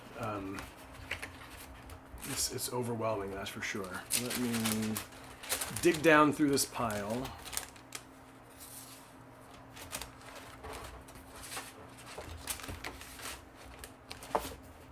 Oh, so here's the paper I used for the star field for the Big Bang donut. Yeah. Aha, here we go, Stephanie. All right, so, oh man, okay, you know what? There's some original art here. Okay, there's a blue moose, if anyone wants a blue moose. Although this one's going to be tricky to frame. Although, so you can see, sometimes when I work, I do these on the fly without a lot of planning. So this one, the moose grew a bit larger than I had prepared for. I mean, I could have cut it off there, but I felt like he needed more of a body. Like, so this view of the moose, like it's his rump, and he's looking back over his shoulder. But anyway, yeah. So this would be tricky to frame, but I think this could actually look really cool in a frame, matted, maybe like floating against a gray background, because then you get to see. You get to see this detail, right? And the bit of the original work. Like if I was to frame this, I would frame this maybe with that much of a margin. And you know what? I know framing is not cheap.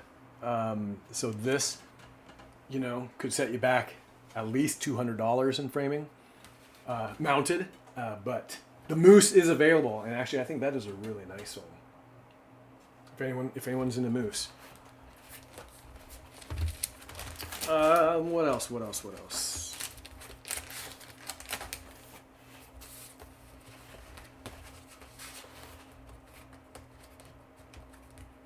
Ha! So, the mustache donuts. That makes an interesting kind of diptych, having the two of those side by side in any kind of ways. And if they weren't labeled in the book, but if you're wondering, it's Burt Reynolds. I think maybe like William Powell, or just that generic like 1940 pencil mustache. Albert Einstein, Salvador Dali, the Lorax, and Charlie Chaplin. Andrew, Stinky Cheese Man is available. Stephanie would love the White Cat and the Monk. Oh, I know you love that one. Homer Price is also available. Okay, I'm going to start writing these down because I don't want to overpromise anything.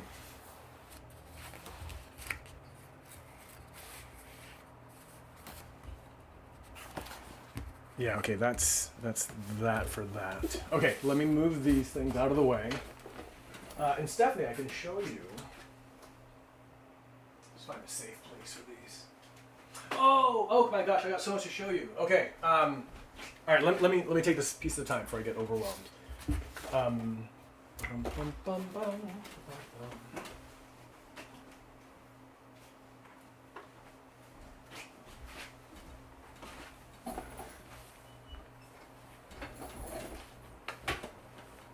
Oh, Josh likes Snidely Whiplash. Filled with Laughter is going to go to Margie Ruderman.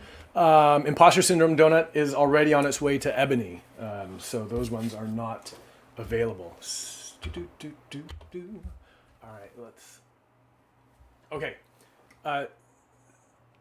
So Stephanie, for your donuts there, this was quite... you can see how they are compared to the original, to where they are in the book.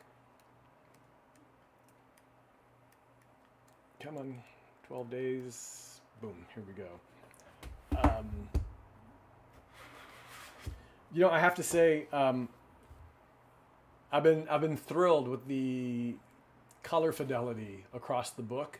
Candela has done some really great work scanning. I will confess, this one I scanned on my own. Candela is a little bit pricier than I remember it being, and the scanning added up very quickly. So although I might have paid for this one from Candela, the other reason I didn't was that this came very late in the project, and I would not have had time to wait for them before meeting my own deadline.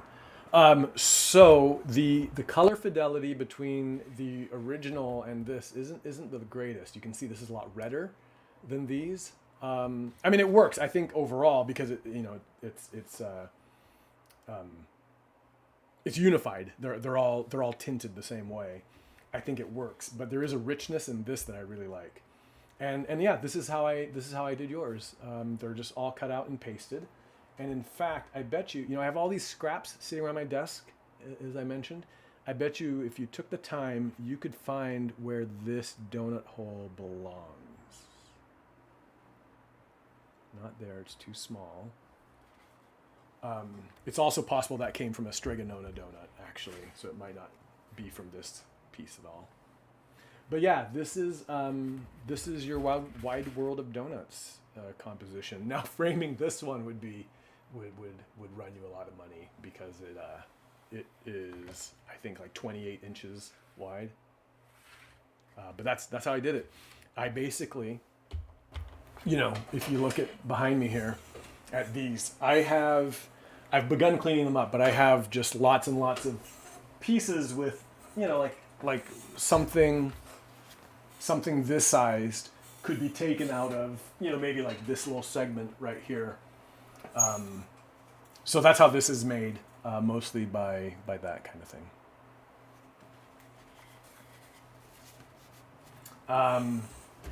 So there you go.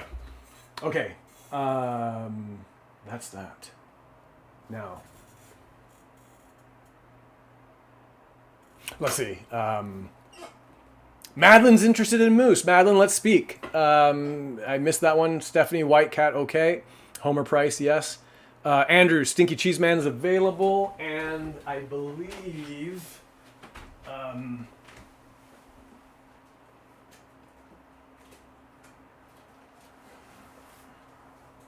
oh, look at this. It's right here, in fact.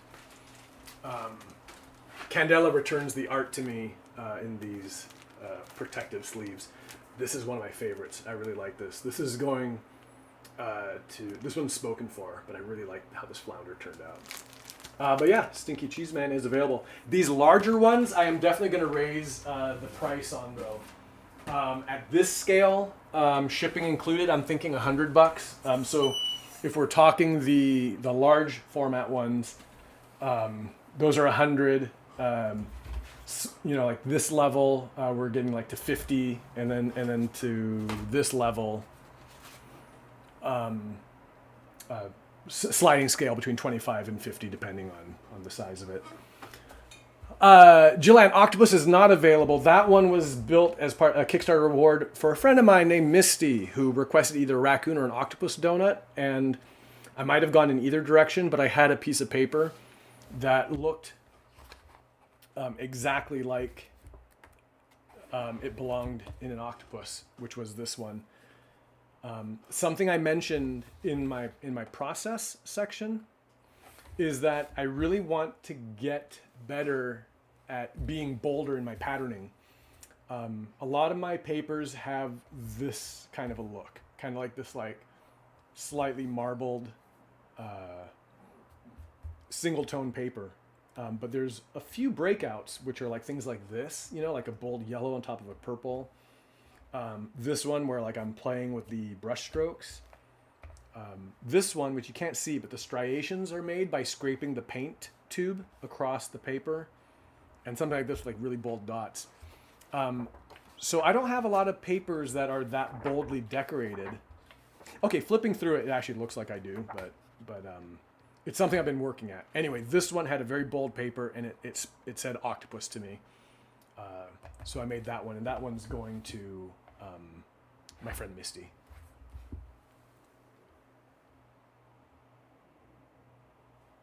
Yes, Jenny, there's a Lego donut in the end papers. It's donut number 12 right there. That one is available. I need to figure out a way to actually close these deals. Okay, Andrew's taking the stinky cheese. All right, so let's see.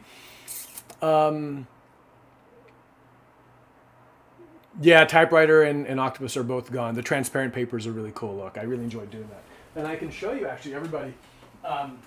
This is as I dug through my papers, I found things like I picked this up at a garage sale years and years ago. I'm a sucker for vintage packaging, and so this was this vintage package of typewriter paper, but it's this. It's a beautiful textured paper.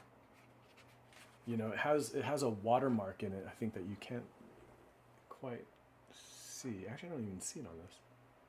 Well, anyway, there it is, right down there.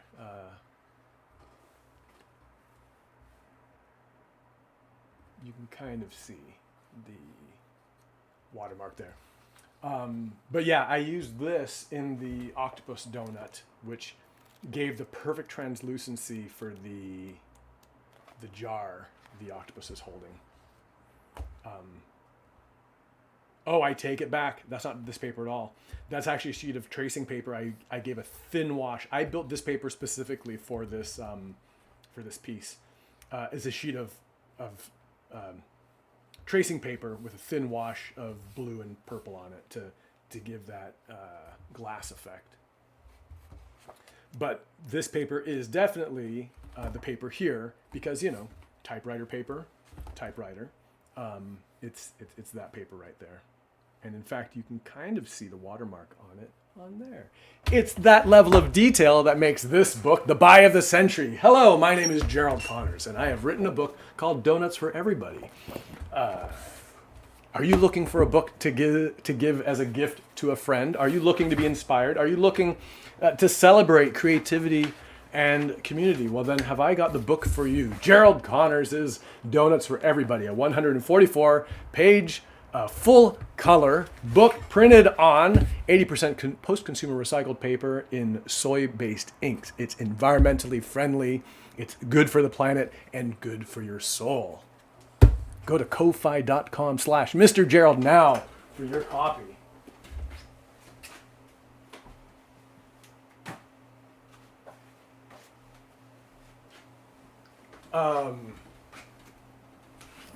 Thank you, everybody.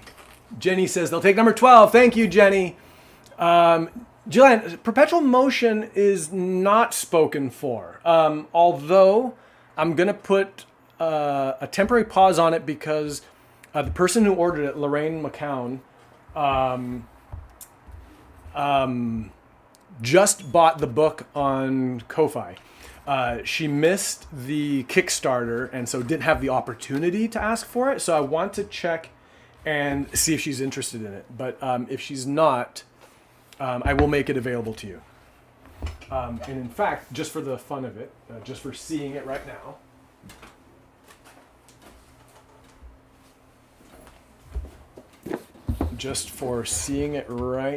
let's find it in here because I do actually really do enjoy looking back at these originals. I had forgotten. I'm not sure when everybody tuned into the broadcast today, but I had forgotten how small these were. Like look at this one. Okay, this is the Unicorn Princess Dragon Donut, requested by Emily Haluzinski and her family. I mean, like this is tiny, right? This is 4.25 by 5.5 inches. I would eventually start making them bigger. For the donut marathon, I made them at 5 by 7s. So I got used to thinking of my donuts at this size. But when I went back into this box to fulfill some rewards, I saw that the pieces were so much smaller than I remembered. Madeline, there's your tarot one. So beautiful. We're coming down. Oh, I really like that one. That's also a fun one. Homer Price. There's Homer Price, which I can sign and make available to you, Stephanie. Robot Toe Jam, Apple Fritter. There's Tony's Oatmeal Raisin. Interestingly, early in the project, the papers I had were painted with tempera paint, which aren't fast the same way acrylic paints are. So when I would glue, I would smudge color everywhere. So I switched to acrylics after that. This is one that did not make it into the book. This was a request for an apple fritter, and I made this thing. No, buttermilk bar. This is buttermilk bar requested by Megan Stadnick, and I was just like, I can't put that in the book. Like, I don't want to be harsh to myself, but I found this really, really difficult. I mean, a buttermilk bar itself, right? Like, it's kind of this lumpy thing. I just did not know how to capture it, and this didn't really do it for me. So there's that. Oh, that's wonderful. Okay, what was I looking for in here? Oh yeah, perpetual motion. Let's see. Oh, there it is, right there. Perpetual motion. Yeah, it's quite small. This would be the $25 one. Yeah, if Lorraine doesn't want that, Joanne, I can make that available to you. Oh, this one I like this one for its color so much. This one was hard to do. This is a Caribbean donut requested by Stacy Byer. I tried doing something in the style of a calypso record, like a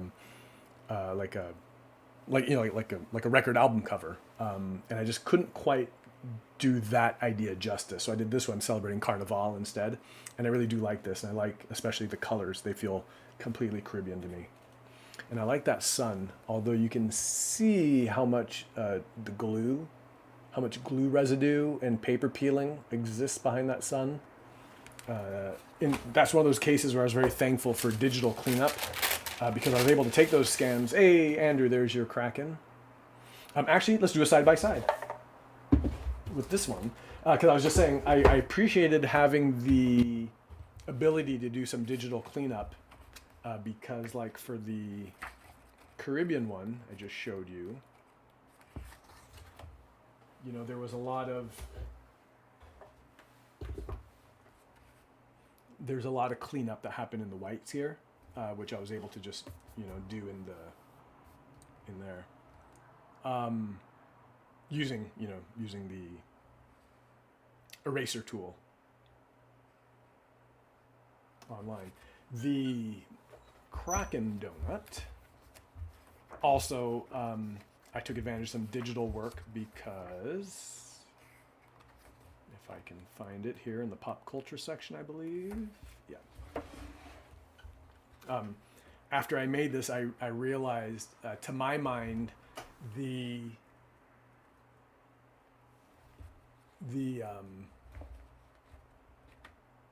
perspective on the box isn't correct. That corner should be connected to that corner of the box, which would mean that this little triangle of cardboard wouldn't exist. It would just be the outer edge of the box. So I used, again, the eraser tool to sort of cut that shape out properly. The other thing I didn't achieve, and I think it was really just because of time when I was building this the first time, was that this this particular tentacle was really thin. And I wanted, like how like the underside of an elephant's trunk looks different than the top side, or like a snake belly, has the stripes.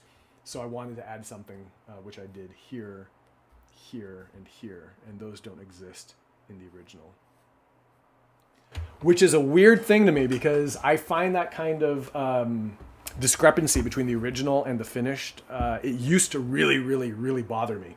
Brianna Karzu, author of Lou and Greenlight, and a person mentioned the acknowledgements as someone who actually got me started on this paper cutting path.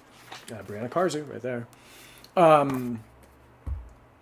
Mentioned that like it's valid, like the art you create, like even if it's like partially digital, she does a lot of color correction on there, and she doesn't sweat it. And I was really overthinking it, like not that it was dishonest, but that like I didn't like that there was two versions existing. That there was a paper version and a digital version, and that they weren't the same. Something in my like sense of completeness just didn't click with that idea. But I realized, like for example, this page I could not have done on paper. This one's all done digitally. These are scanned elements, composited together digitally. Boy, is my voice going. All right, Madeline's also taking tarot. Madeline, we need to talk about like a bulk system for you. Erin is here. Hello, Erin. It's so good to see you. If there's anybody who I've missed in chat and you're here, please say hello again. Rosanna Montesaro said hello during the donut marathon, and I totally missed it, and I felt bad because when I was reviewing the chat, I saw that she said hi. And I believe I greeted everyone else. If anybody is out there watching and I didn't greet you, please say hello in the chat right now, and I'll say hi to you. Let's see.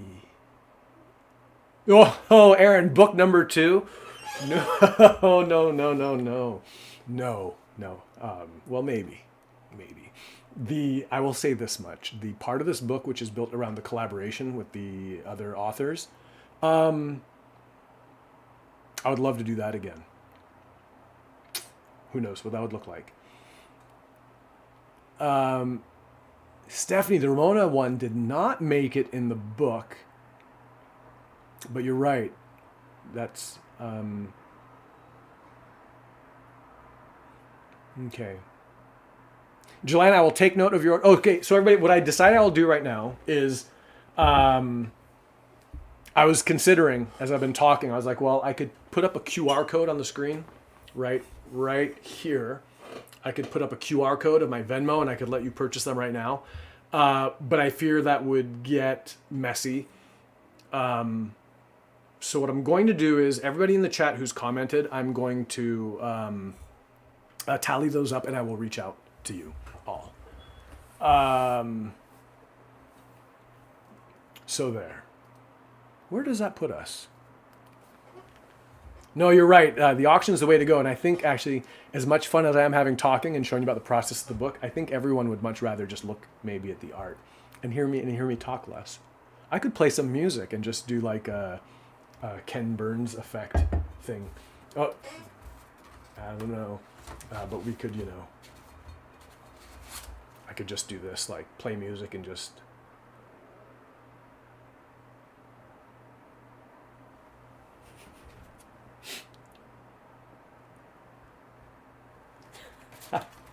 How long can I do this? Yeah. No. I'm enjoying speaking to you, and I appreciate so much that there are 10 viewers. Jillian, you like watching Ginger? She's. I'm going to move that original art before she gets to it. And I also remember what I was going to show you. Hello, Ginger, my sweetheart. Okay, I'm moving this here. And I'm going to cover it.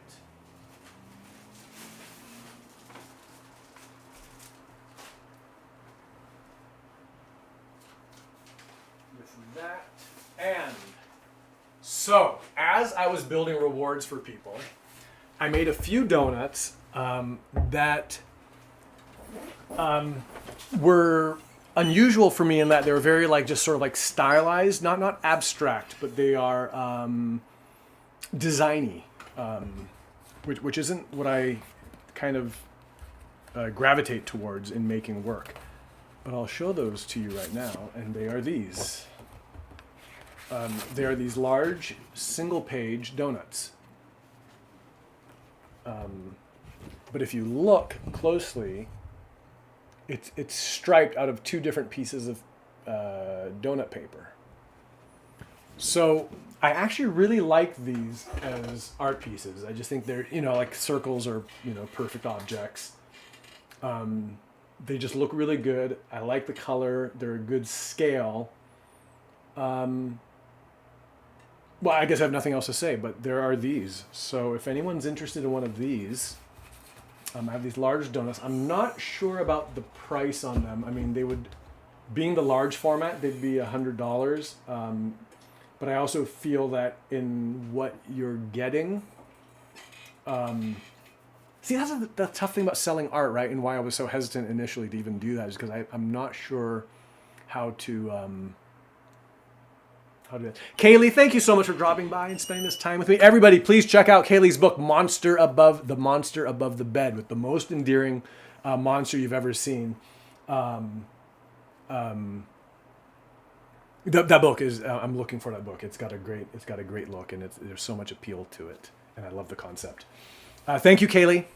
See you soon. Yeah, pricing artwork is just so odd to me. Even buying artwork. Like I've looked at things where I'm like, hey, I like that. I'm going to buy it, and I see like an $800 price tag, and I'm like, well, I like it, but I don't $800 like it. But like, where do you draw that line, and how, and how much is it's such a difficult thing to put a price tag on, really.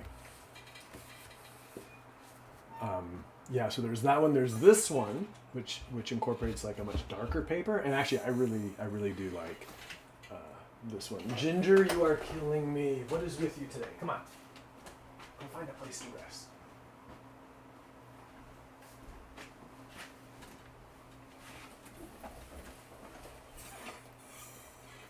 Jillian, I think Ginger must sense that she's the star of your show, because she's really. Let's just move that and you get a good view of her. There she is.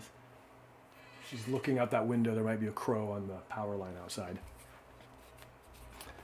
So I have those, and then I experimented also because I really liked sort of this idea, and I was having a lot of fun making them. So I experimented with doing them in rainbow colors as well. But for me, these start looking a little less like donuts, and they start looking more like Lifesavers or Jolly Ranchers or something. They look a lot more like candy than donuts to me. But I did have a lot of fun putting them together. I would maybe say these are $50. If anyone's interested in any one of these, let me know. $50 shipping included. Yeah.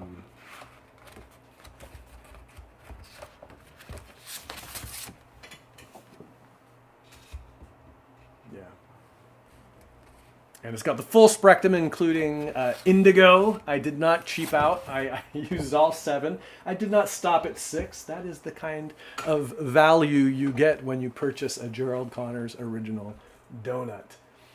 This one I like because you can imagine that the green is horizon, and that this is like, I guess like, well, see, that doesn't add up, right? Because I was saying this is like sunset, but then the lightest would be at the bottom. So maybe this is like, no, I don't know what scenario it would be where that was day and this is night. I have one that's the inverse. It actually really does look like a sunset. But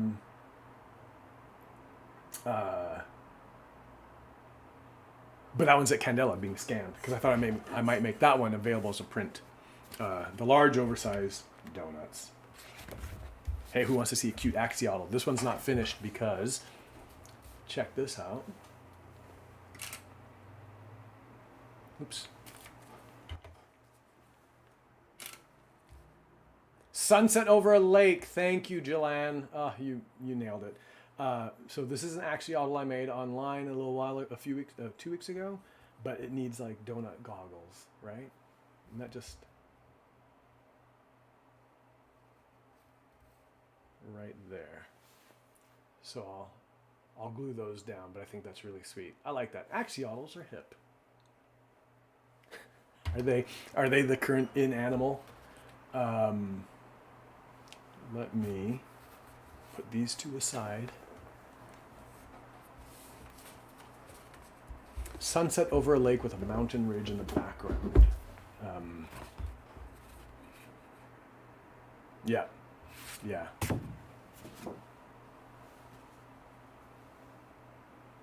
Yes. Yep. Foreground, lake, mountains, sunset. Well, that's a beautiful way of looking at that. I have to, oh, you know what? That really brings to mind like that famous New Yorker image of like how New York sees the rest of the world, and it's like, you know, like Manhattan, Staten Island, whatever, and then it's like Cowboy Land, and then California. Like that's, you know, like it's that strange forced perspective, but that reminds me of that. I do like how you describe this area specifically, though. Okay. Let me see really quickly, and then Stephanie, yeah, I'll turn to what you say there. Stephanie wants to cry. Well, I might be overselling it, but let me just check my Ko-Fi really quickly.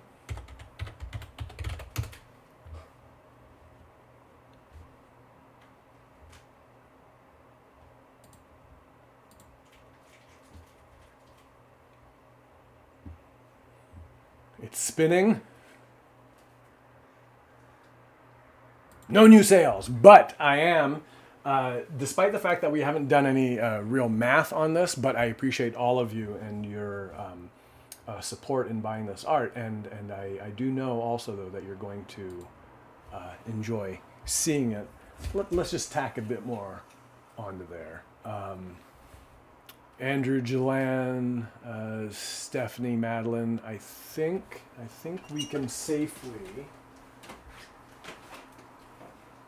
Yeah, I'm gonna.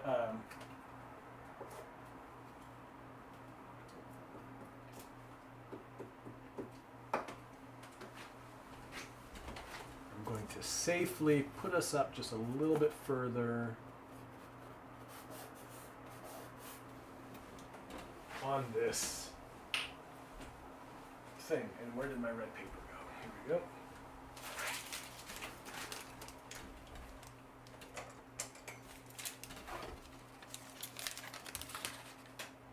Yeah, I think I'm going to say we're just under halfway there. I think that's fine. I think that's a safe assumption.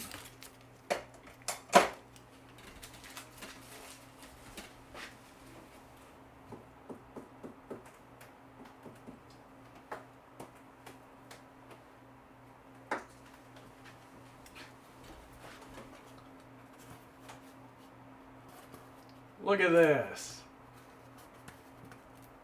Right on. Oh ho! Temperature's rising. Yes, the fundraising thermometer is going up, up, up. What an exciting time! Look at that! Ho ho ho! This project. No, this. I'm not even going to make any jokes about the project failing. It is the furthest thing from that. It's been so gratifying in every possible way. So, I've always had an independent streak. A long time ago, when I was a younger creator, I decided I wanted to be a newspaper cartoonist, and I had an idea for a kid's Sunday fun page, and I made a few examples, and I sent them to newspapers around the country.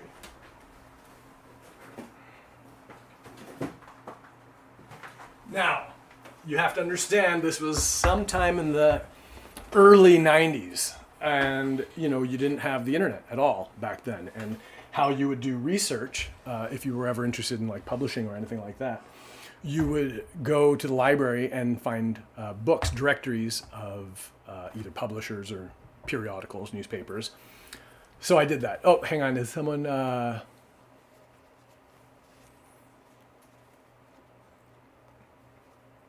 I did not make a ginger donut. Right now, that would just be a sassy cat getting in all my things. It would, if I want to make a ginger donut, I would just cover my hands in glue and just like touch everything, and then Ginger's a sweetheart. She's my sweetheart. So I went to the library, got one of these directories of all the periodicals in the States, and by hand typed out all the addresses of newspapers, and I was going to try to sell my comic strip directly to them. So I got these laser printer papers. Oh, so in preparing to ship for Donuts for Everybody, and realizing I was running over budget, I went into my papers because I don't throw a lot of things out. And because I knew I had address labels, I was like, I'll just use these address labels. And I opened it up and I found that I had printed on them all those things. So this is little Mr. Gerald, so full of hope and gumption. I typed into Excel every newspaper in that in that directory, and I printed them up. I typed in something hundred newspapers by hand. Like, look at this. And these were what I used on my mailings to send.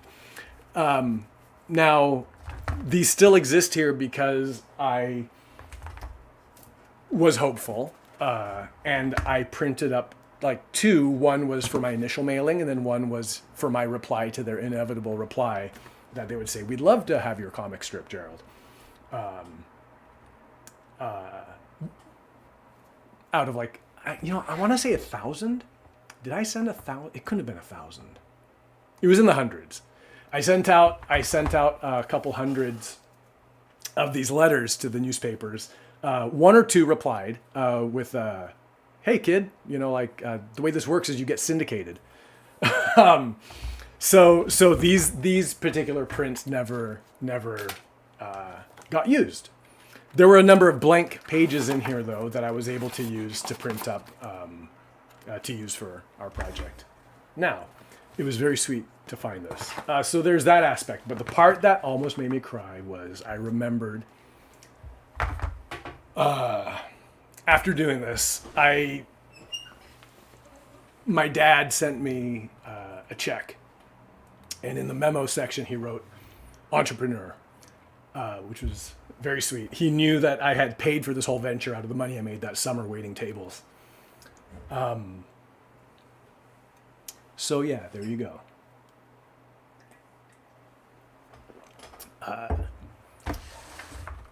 I will.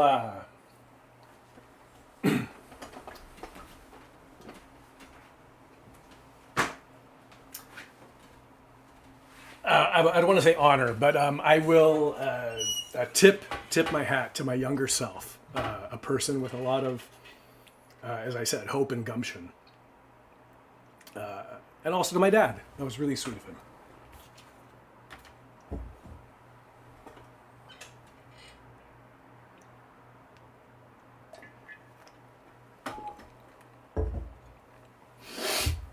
Hello. My name is Gerald Connors. A sentimental fool has written a book called Donuts for Everybody. Yes, it is full of my heart, which if you're watching right now, you'll realize is a real thing. I put a lot of myself into this book. In as much as that, I find joy in making. And this book is full of that joy. Luckily, the joy spread to other people who joined me in making things, and it's all in this book. Let's read from something different. You know what? I wanted to take a minute also, besides celebrating young Mr. Gerald. Let's celebrate everybody who is here. We are all creators now. I have a book downstairs. I'm gonna get it downstairs. I'll be right back.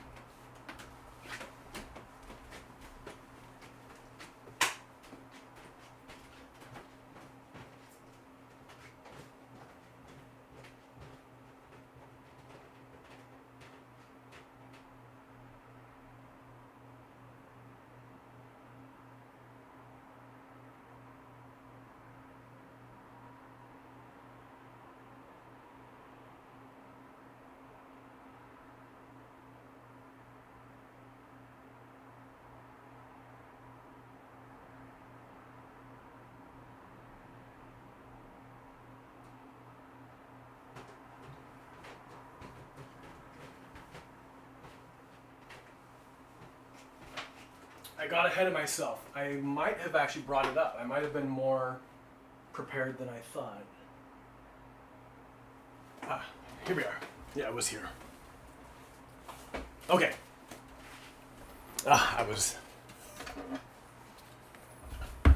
Thank you, Joanne. My pleasure. Okay, now let's take this out of the way. I should train Ginger to do just that, right? Like, when they have like the still image, like technical difficulty, stand by. Right? It's a picture of like a guy mopping a floor. When I say, I'll be right back, you should just see a picture of like Ginger tap dancing. Okay, so in thinking about today and thinking about talking about like self-publishing and the making of books, I was going to share a number of books I have. Let's take the focus off myself for a moment. So I have these books here, like how a book is made, how this book was made. Arthur writes a story. These are kind of like meta books. The Magical Drawings of Mooney B. Finch. But there was, in looking at these books, I found this one, Drawing Lessons from a Bear by David McPhail. And I posted a picture from this on Instagram the other night because as I was looking through it, I was like, it's less, I think, about, like the how a book was made or how this book was made. And it's just more about like creating. And I think in terms of my book, I know to some people, like the journey, the nuts and bolts has been interesting to some people. But I think also like when you think about the book and what I just said about like me putting my heart into it, it really is about a celebration of making. And there's something in this book. Now, I will say, typical to me, I didn't actually read it the other day. I was just flipping through it and I got to the end and I was like, I just want to take a picture of that, which I did. So if I remember this book correctly, it speaks exactly to what I'm talking about, but there's a chance it doesn't. But let's discover that together.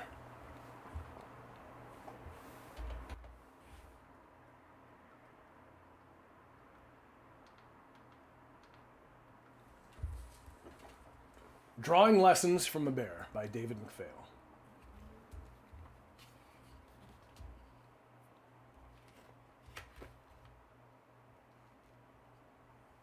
I love to draw a tree. Well, let's read that later. The beautiful end papers there, though. Drawing Lessons from a Bear. For Maria. Woof.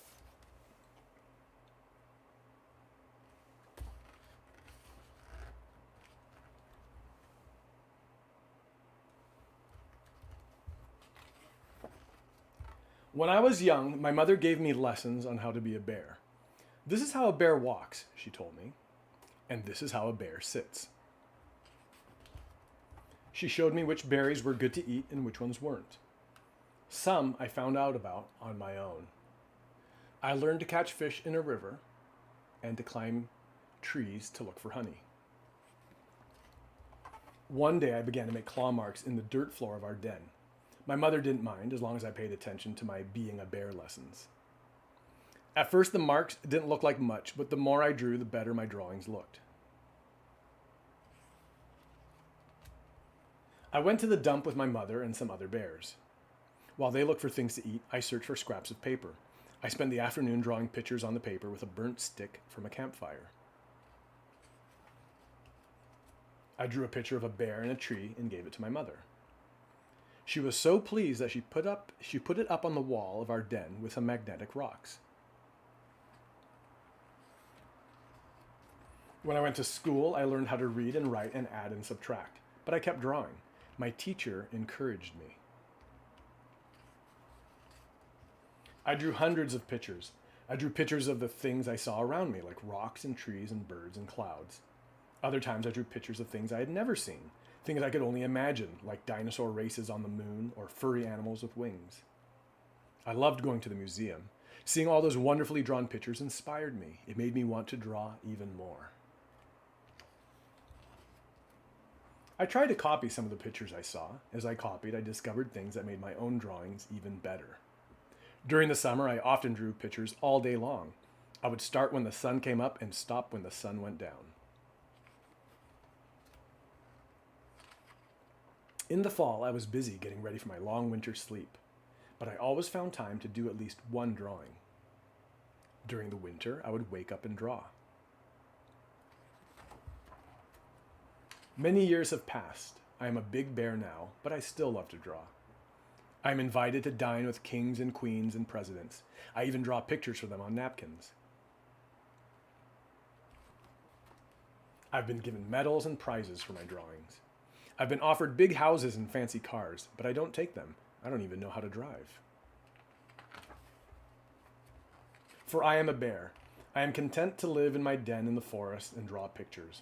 I was born a bear, and I will always be a bear. But I am an artist too, because that is what I have decided to be. Just as you can be an artist if that's what you want to be. If you love to draw and you'd rather spend your time drawing than doing just about anything else, I'd say you're well on your way.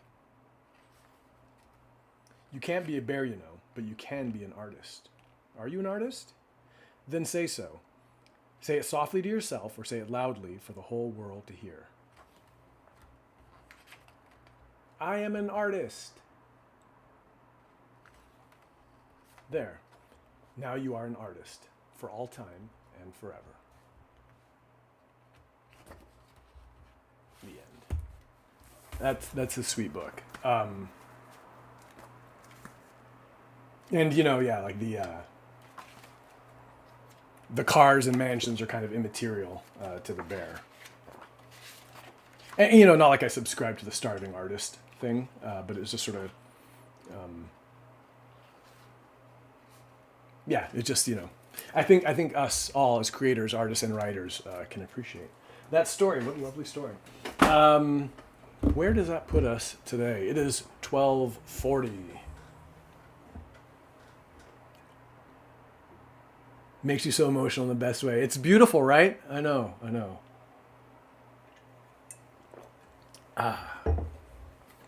Okay. My voice. Let's look at our itinerary. Oh, Madeline, that does make perfect sense. Yeah. You wrote in your reply or in your comment on my Instagram post of it that you feel validated by it, and it really is validating, right? And it's funny because in reading the story or in experiencing it, you know, you're kind of like, wait, is this like David McPhail's biography? I mean, I guess it is. I don't know where this falls in his career. The book was published in 2000. 2000. So it's 23 years ago, and I'm not sure what he's produced since, or how early he was producing before then. I love the little bear's face.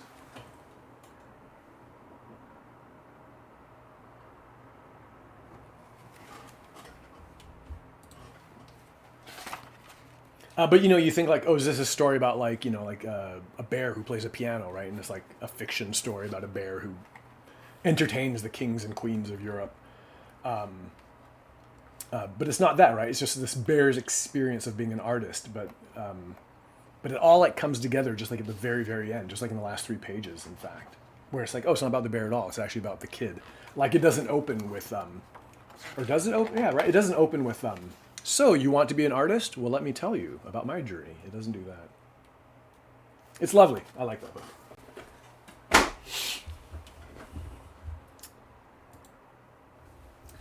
All right. Forward and Blurberama. Also revisions. And alligator what now? So let's see. Let's jump slightly. I'm going to see if I can open this.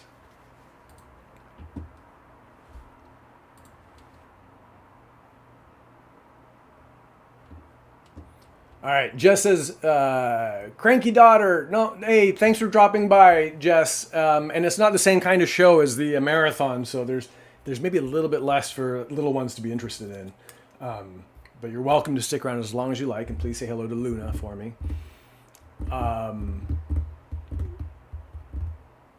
Jelan, I don't know Mole Music, but I want to check that one out now because I'm actually a fan of his work. I just in my collection, I have The Terrible Toy Breakers, and then one or two. I think he has a series right called Pig Pig, or a pig protagonist. Yeah, I don't have a ton of his works, but I do like them.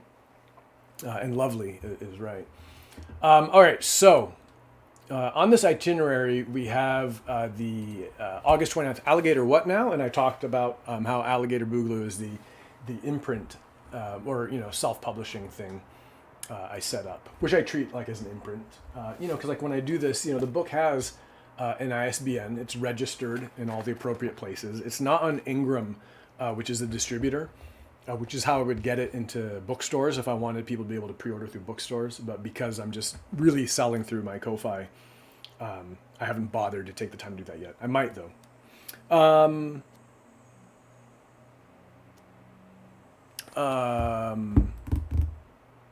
Oh, but the financials. Let me see if I can...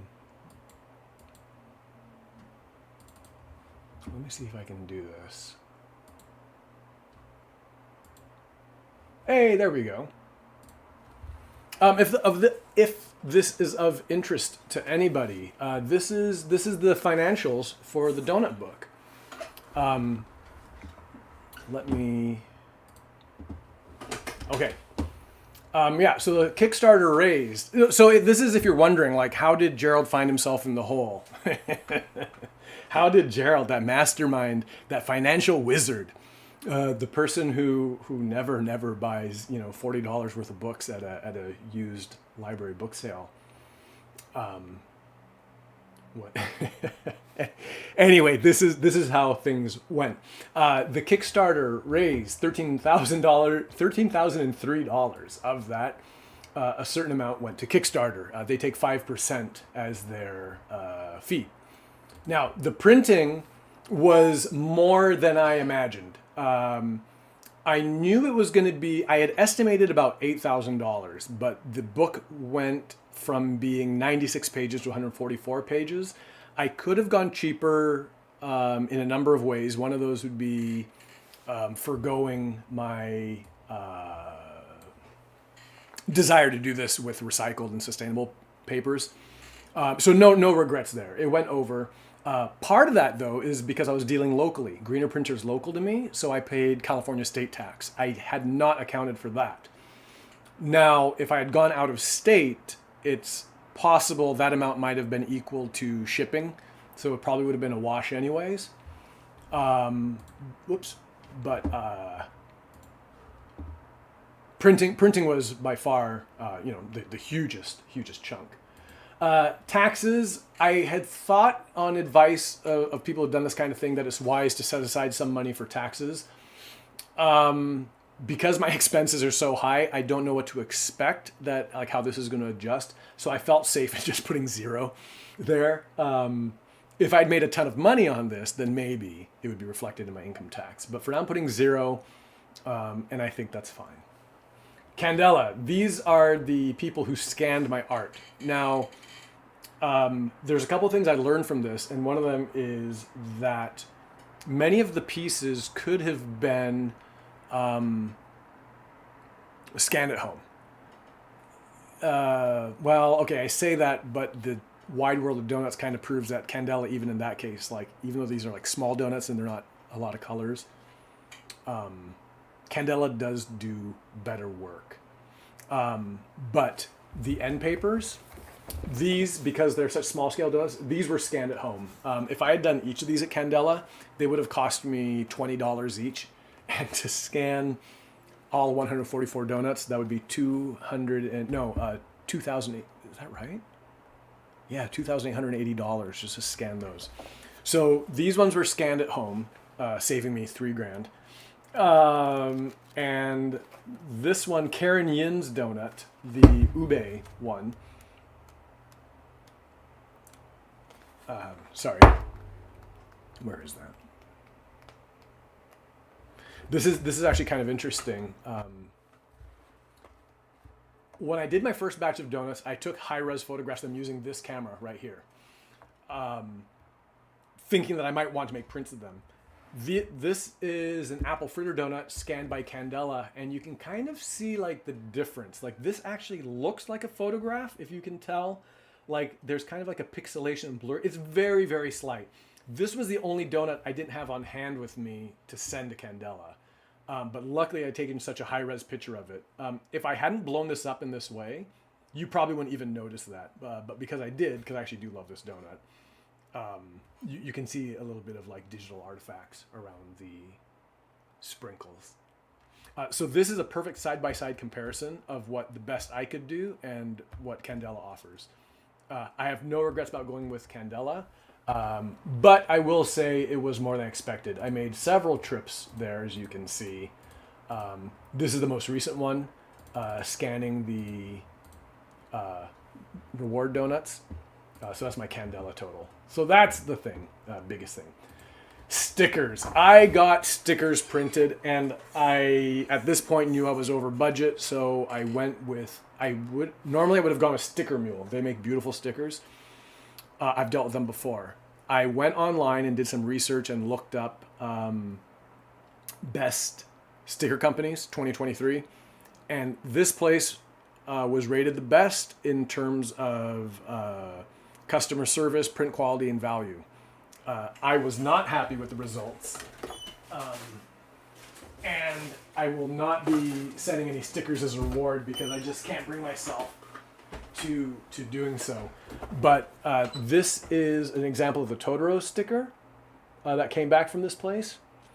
And I mean, okay, looking on a screen right now, it looks fine, but it's in full light and it's just a lot darker and unsaturated. To make sure I wasn't going crazy, I ordered a very small amount from Sticker Mule to see like what I would have gotten if I'd gone with my regular printers. So this is the difference between the two of them. So you can see there is a difference, although this one is smaller. I wasn't satisfied with these enough to send, and it was that across the board with all the stickers I ordered. So I had ordered $482 worth of stickers, and I'm not going to use any of them. So that's just kind of an unfortunate thing. I should not have gone with the cheaper company. It wasn't even all that much cheaper. I just trusted the online reviews. And if I was really, really smart, I would have done what I ended up doing, which was asking for a test print. And in fact, the biggest lesson in this whole thing for me has been always to pay whatever it takes for the extra proofs. The printer offers one free set of hard proofs, but with every change, you order another set of hard proofs, and each of those costs $100. It's worth it. This was a $18 test pack of stickers. Ordering this and realizing it was good or not would have saved me $480. So the stickers, unfortunately, is a sort of a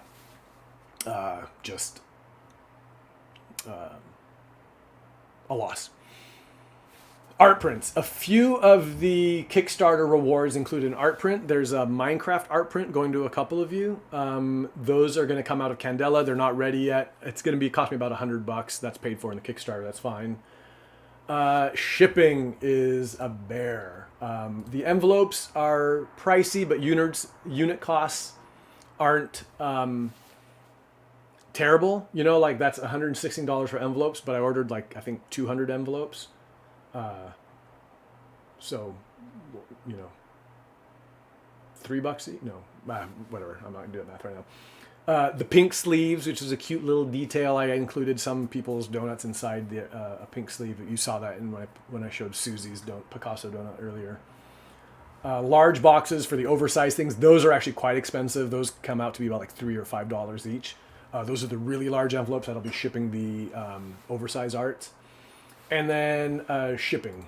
Media mail has saved my skin, but boy, oh boy, is international shipping a lot. So yeah, so shipping is another huge amount.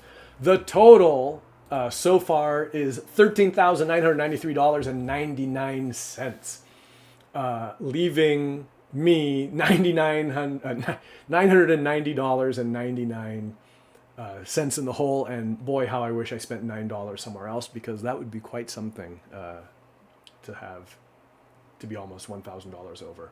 I expect to spend more money. I have more things to ship, but I had kind of imagined that the whole thing, I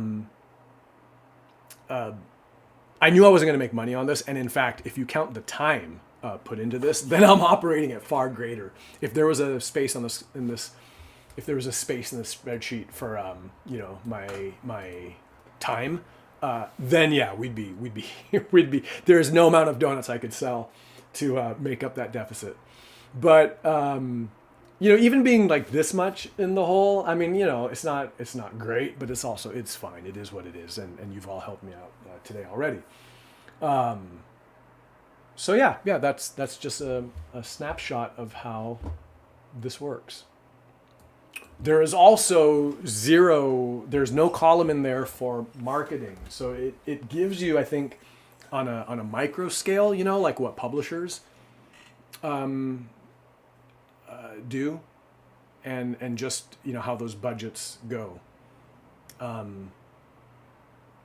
Yeah, I don't know what else to say about that, except I did think you might think that's interesting. Yeah, Josh says, Jillian says, postage is a killer. Oh boy, yep. Is it ever? But I really am pleased. USPS has been great. Scope creep is a killer. Yeah, Josh, a lot of that is just on me. I could have kept this book a lot smaller. It wouldn't have been the book I wanted to make, and I believe the project deserved the book that's out there. So again, zero regrets. Jillian, the company I used, I won't share that publicly because they've been very accommodating in trying to fix it. I think it comes down to the limitations of what they have to offer as a sticker producer. And if I had been diligent in getting my test stickers, I would have been aware of that. They've been very obliging in trying to give me the best they can offer. They're going to reprint the Totoro ones, but also at this point I kind of feel done. I don't want them to waste the sticker paper. But I can tell you that privately in case you ever want to deal with them. I have a feeling because I should show you. The problem is, and I think this is the thing. So it's this. They're transparent stickers. I've done transparent stickers before. There's nice vibrancy. I think with this outfit, this is a different type of material than this. This is a matte vinyl, which I think lets ink holds ink better. This is sort of like printed into the vinyl. It's very strange. I don't know what to say about how it was made, but if you can see this.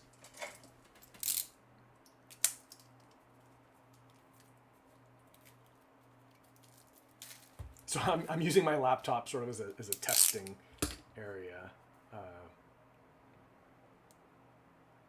I don't usually go for putting stickers on my things. Come on. Oh my goodness.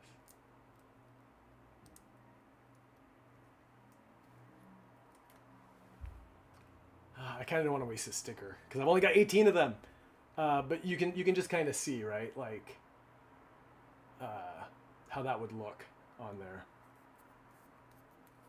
But yeah, that's the difference. And Josh, you mentioned standards. Yeah, you know what? Like, I mean, I know they're kind of like, I'm considering them freebies, and I would have just thrown them in there, but I just couldn't do it. I was so proud of the book and so happy with how it looked that when I got the stickers, I just knew I couldn't include them in the package and feel good about it. I would have been disappointed, and I didn't want anything to mar the experience of shipping this. And I know for most people they would have been like just fine with it, and stickers are stickers. They are giveaways and freebies. But I couldn't do it. I couldn't do it. All right. That's that. Any questions? I'm happy to answer anything there. Oh, Joanne's discovered that in shipping posters. Yeah, I know. And like the large format ones, I'm using these really big envelopes that I'm very happy with. But yeah, these shipping this.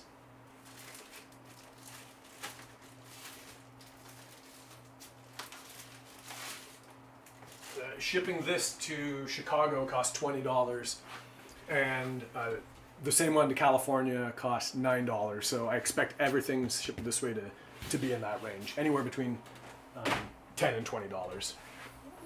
It adds up. But I mean, like, it's been a busy week of running to the post office and running tracking numbers and just packaging. But I've played with the idea of like doing things like this, like sending out like monthly zines and that, and I actually don't hate it. I actually find that's like that kind of work like satisfying, and I really love mail, receiving mail, sending mail. I'm a big fan of the USPS. So yeah, it's all been good. You've heard me say more than once, no regrets, and absolutely zero regrets. It's been terrific. Hey, we're approaching the 3-hour mark. How is everyone doing? And thank you so much for spending part of your Saturday with me here.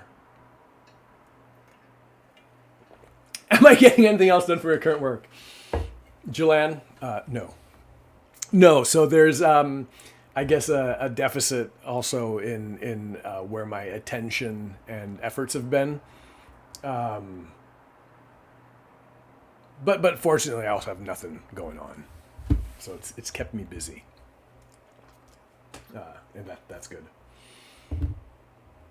Jennifer wants to know, would you self-publish a project of this scale again? So it hasn't soured me. Like, there's been nothing in this that's soured me. Receiving and I don't know if I can say misprinted. Well, there was a misprinted sticker, but also some poor quality stickers. Receiving the stickers was hard. I had just come off receiving a misprinted book. And to get those two back to back and be things that were like out of my control and everything, and things around which I planned very carefully, it was almost heartbreaking. It was disheartening for sure. But none of it has soured me from the experience. Even the like the money owed is like none of this is dissuading me. One thing I think, and it's the biggest thing, it's that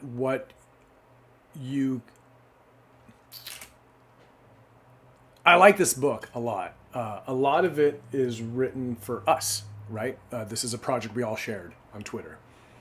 It's gone to many of us, and I think we can all share that and enjoy it together. I do think the project is bigger than that. And as a book, which is a celebration of like art and creativity, I believe it has relevance. And I think it could find a place in a larger circle than just our small writing community. Now, I don't have the ability to make that happen, and that's where big publishing comes in. So it's not that I wouldn't do this again, but I would definitely have to weigh the project, right? Like, I don't have another kind of project I see that belongs in this kind of a sphere. And some of the projects that I have hopes for are definitely much bigger. And so for those, I would definitely need to go the traditional route. So yeah, so I guess in short, Jennifer, the answer is like, I would never say never. It's been fun. And Invisible Things, right, is like also incredibly satisfying and fun also. Hey, Jillian, I am here for at least another hour, so unless your dog takes massive hikes, I'm sure I'll see you again.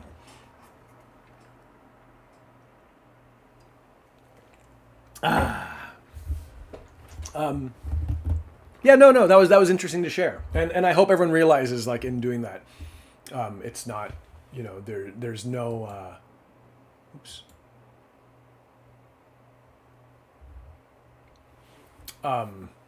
there's no drama or grief attached to sharing these numbers. Josh wants to know what Joan thinks of the book. Joan thinks it's, I think she said delightfully delectable.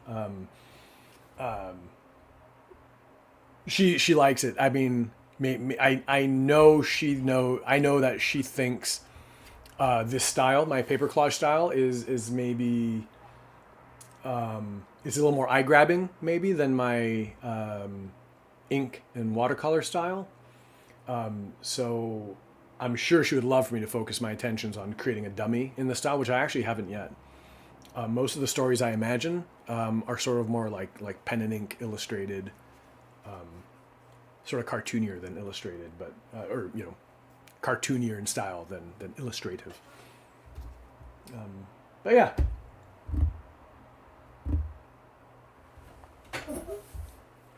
Speaking of what people think in the book, hey, did you know I have a Goodreads page? Let's set that up now, shall we? Let's turn our attention that way. And oh, Jillian just left. Why would I wait till Jillian? Oh, gee. Okay, everybody. Let's do this. I'm going to show you.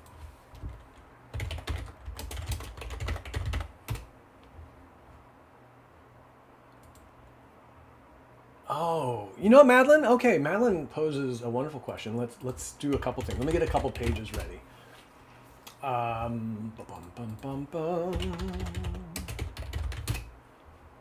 Does anybody remember Flickr? Who remembers Flickr, the photo sharing website, which actually is still up on which I still pay for a pro account? And I have no idea why I do, but I put about $80 a year to maintaining this thing. So it's so weird, like a defunct site that just keeps rolling. Here we go. Okay. So let me do this.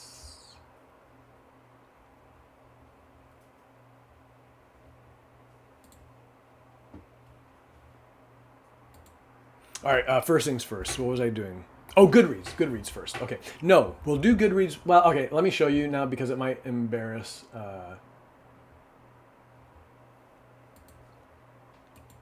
Maybe it'll embarrass Joanne. I don't know. But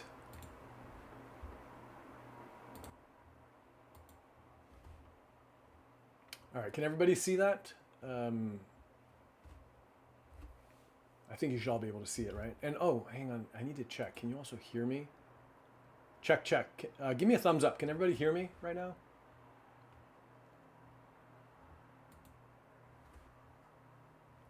All right, so yes, I have a Goodreads page with about 7 ratings. It was 6 last time I saw. But yes, this is my Goodreads page. If anybody is motivated right now, I would love a review on this page. So it opens with me saying, quite honestly, the best donut book I've ever written. A truer statement has never been uttered. Trinice, Jess Yoon, Nancy, and then here's Jolanne's review. Hey, Stina! Oh, you came through. Thank you, Stina.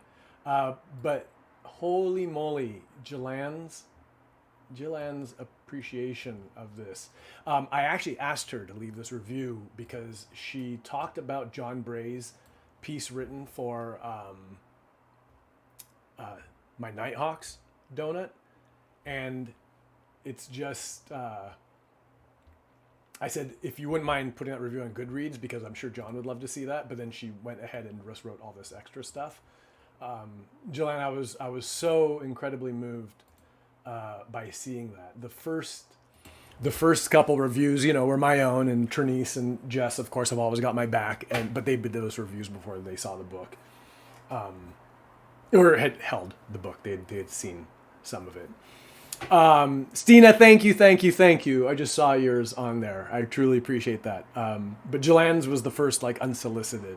Well, no, I did solicit, but whatever. It's all fine. It's all great. I just love. I like the idea of having this book be boosted on there. Not because I think it's going to matter to the marketing of the book, but I think it's just a very funny thing for people to sort of interact on that page. Okay. Yes, and everybody could hear me, so that means that's working great. Goodreads. I'm up at Goodreads, so please leave me a review. I'll be very happy to see it. Now, Madeline asks, how did you initially get into paper art? Madeline, I don't know that I've...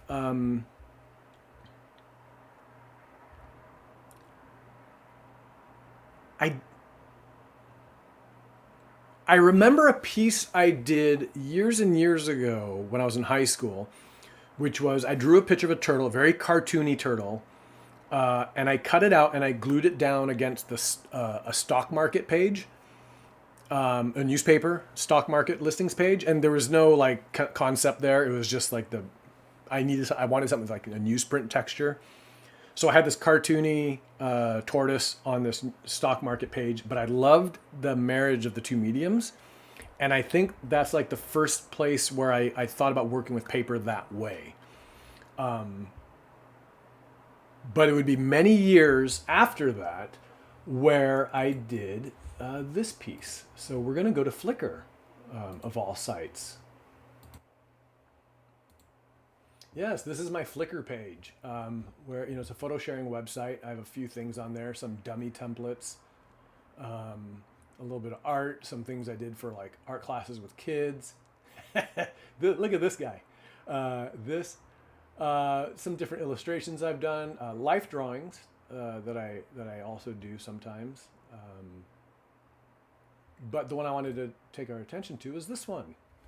This is a paper collage piece I did. All using magazine art. So back in the day, there was, let me do this. Can I,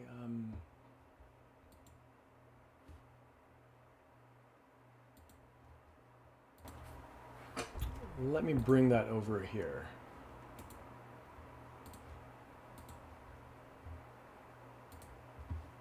So in the early days of the internet, there was a thing called Illustration Friday. And every Friday, the Illustration Friday host would post a prompt, and then you would just draw it and post it to your blog. And the prompt would be single words. For this particular one, I remember it was fresh. Stephanie, thank you for the review.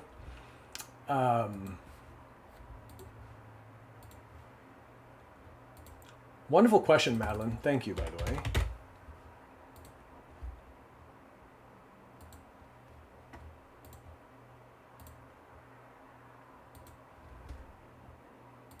Okay, so on this particular week, the prompt was fresh, and so, the concept being, it looks like an aquarium, but I think I was going for like a fish market, and she was shopping for dinner, and she was looking for fresh fish, but there's a crab being very fresh and about to pinch her bottom. The piece was done in a newspaper, magazine. Colors and patterns I pulled out of a, as I work myself into the picture, pieces I cut out of a magazine. It's probably a fashion magazine or something like that. I really, really, really liked how this looked, and at the time it was very different from anything else I had made. I remember taking great care, like the woman's hair is actually hair from a model. I remember being proud of how I handled the purse, because the fabric I chose, which might have been like someone's jacket or something, kind of had a roundness to it, and I like how I put that roundness in the form of the purse. I liked the stylized silhouette of the woman. I liked how the feet were positioned. Just so much in this I liked. I would say I did this in 2002, maybe somewhere between 2002 2005. Yeah, it was somewhere in there. So this was the first paper collage.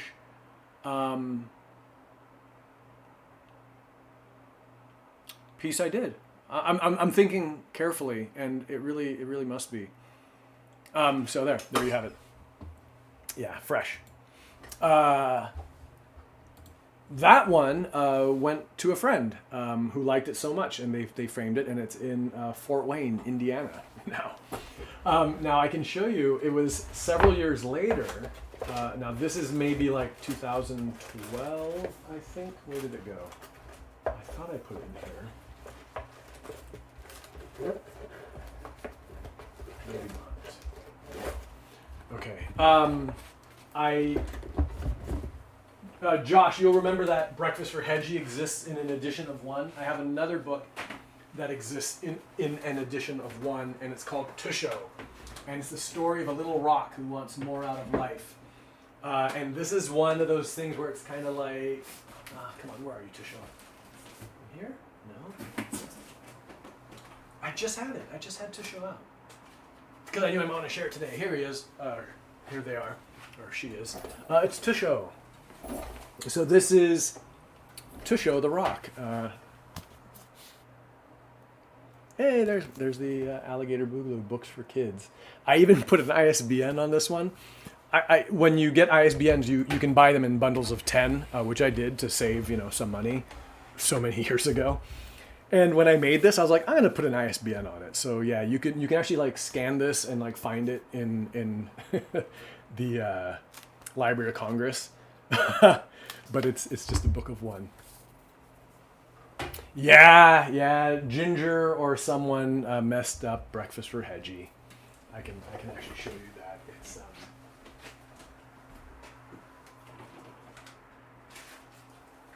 oh boy, it doesn't. It is what it is. But man, I was like, oh, this was such a good little thing, and now it's spoiled. Oh, right, we're out of batteries, aren't we? Yeah. All right. One moment. But anyway, so let's see, 2013, 14, 17. Wow. Okay. 2017. I had an idea. I wanted to tell this story, Tusho. So I did. Wrote and made that book. Come on. Yeah. See, this is that swollen battery that's gonna explode one of these days.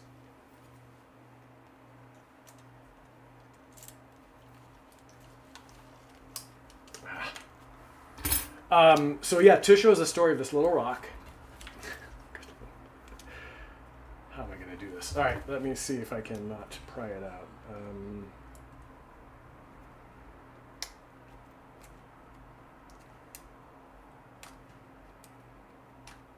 I used to have things on here things to distract us.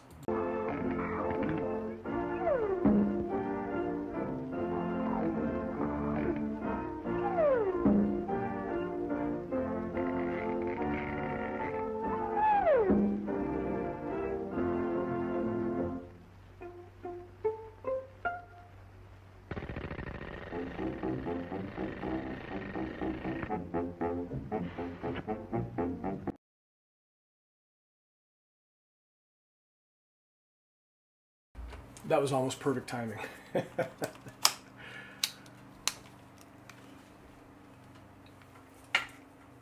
Does my voice sound that far gone, Stephanie? Oh my Lord. All right, here we go. And no, I know, I'm aware it does. But I am very happy to be spending this time with all of you.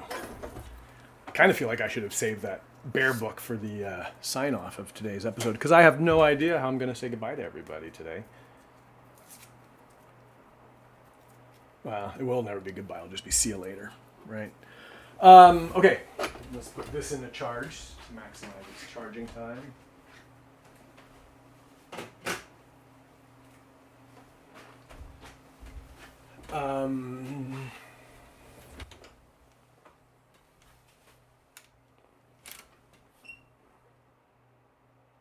Oh, there's a water damaged breakfast for Hedgie.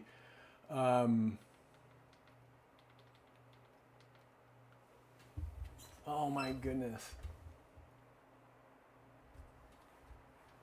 Yeah, this got water damaged, but there it is. This little teeny tiny book, Breakfast for Hedgie.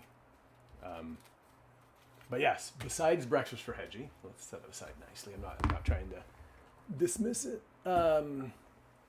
We have Tusho.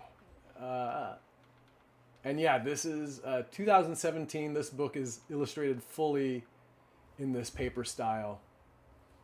Let's read it. Hey Josh, thanks for dropping by. Always good to see you, and we'll be in touch about your art. Okay, Tusho by Gerald Connors. for violet. Here we go. I can do this. I am Tusho.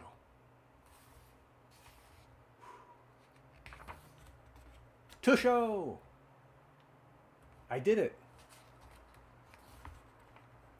Nothing to do but wait. I have a plan. Here we go. Ha! I am Beardo. Just kidding, still Tusho. What's this?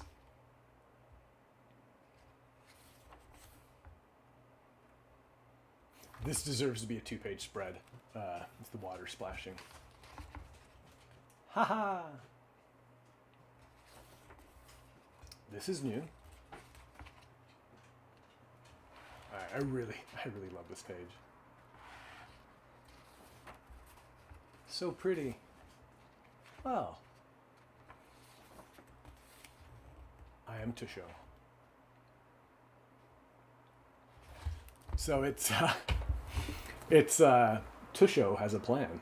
It's the story of this rock, Tusho, who just wants to see more out of life and throws itself off a cliff. You know, this is, I'm just realizing, everything everywhere all at once, right? So, you know, the concept just being this is like Tusho falling through space and then, oh, actually, no, the plan wasn't to see more. The plan was just to disguise, to hit this tree and get a beard. That was what the rock wanted, was to grow a beard. But then this part was a surprise. Yeah, because Tusho didn't see the ocean coming. Oh, I gave that the full page spread. Yeah, see, this should be higher. Yeah, there's a lot going for this story. I think it could be like maybe like paced a little differently. I'm not sure, but I should tackle this again. But I really loved a lot about this. And it was printed just like in a local bindery, so like also the colors aren't. Or no, I think I did this online. I think I sent this to like. I think what I did was I uploaded this to like CreateSpace or something and just did a print on demand. I did two. One for me. It's an edition of two. One for me, one for Violet. Violet is my son's best friend.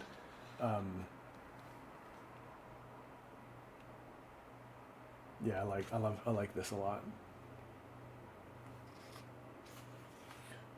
Yeah, so Tusho throws itself off a cliff to become Beardo, which I don't know if that lands, like what's happened here, you know, like the fact that Tusho's like smashed through the leaves and then made a beard out of leaves.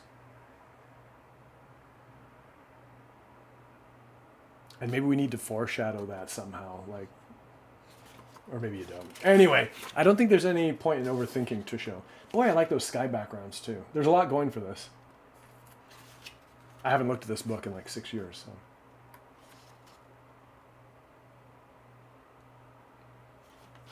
I had an idea for a second Tusho book, which would start with Tusho on the ocean floor. And then a whale would come by and Tusho would somehow hitch a ride on the whale.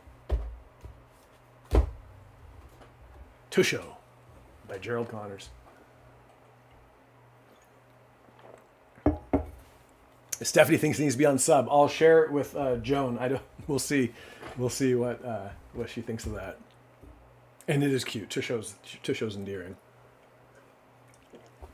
Excuse me, Madeline. I'm glad you enjoy. I'm glad you like Tusho. Let's make some Tusho stickers and get ourselves Tusho for everybody.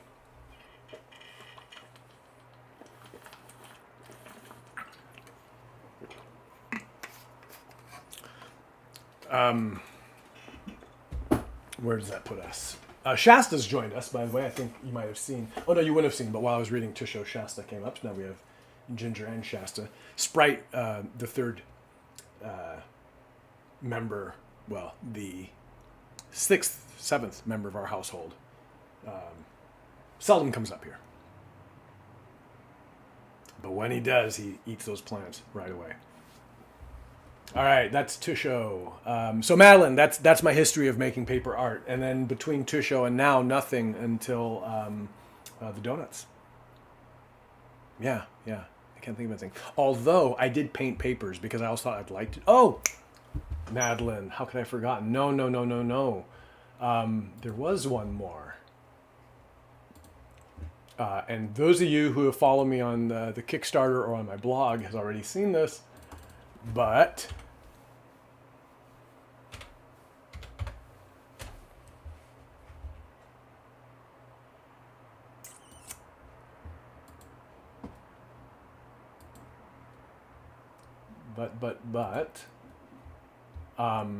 in 2018, so 5 years ago, let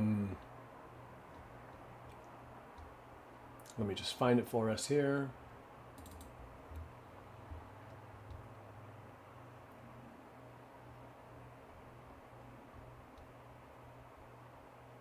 Come on. There we are. Boom, nice and big. So yes, I actually have done paper collage art, but in the context of kids art. So before becoming a teacher at my kids' school, I was what's called an art docent, a parent volunteer who did art classes with the kids. The auction I used to co-host, the Spring Fling fundraiser, part of that is every class in the school would make a piece of art that would go on auction at the end of the year. Generally, whenever the time came for that, I would do collage art with the kids because it's fun. The kids get to do like these finger painting and make these big sheets of color. And then they would design things. And in some years, I would have the kids do the cutting and gluing. In this particular year, it was a very, very, very rowdy group of kids who were, they were the most difficult class I've ever dealt with. But as rowdy as they were, they also had like the biggest heart. So like there wasn't like a single mean kid in this class. Well, maybe there was, but most of these kids weren't mean. They were just like off the wall, you know? So there was no way I was going to wrangle them into actually to the cutting step. So they painted the papers, they drew the fruit, and one kid drew Shrek. And then I took their drawings and cut them out around their papers and glued them together. So the composition is mine, the paper and the art is the kids. Yeah, Jillian, it's great, right? It's this thing. So it's called Shrekfest is the most important meal of the day. It's Shrek surrounded by foodstuffs and random objects. There's a stapler, a key, a pair of scissors, a coconut, a crown, a hand. I love this detail, a hand in the top corner. So I know I have done paper collage art often, but it's always been done in concert with kids. I can't believe I forgot that. Yeah, these are really great. And this is actually was part of the process of me developing the cover for Donuts for Everybody. I turned to that piece for inspiration at one point because it's so, as you can see, it's just like let's maximize this. It's like it's so full of life and just there we are.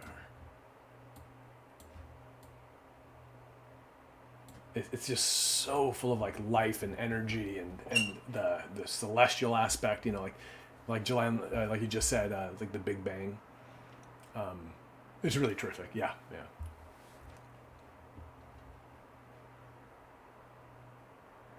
Boom. All right, there we go. Let's actually delete that. That's a little big. Bring.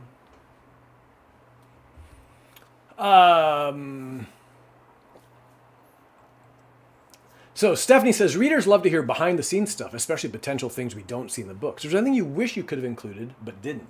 Well, I didn't include the 12 Days of Donuts 4 up picture. The middle grade books, it was Ramona, Homer Price, Suzuki Bean, and Holes.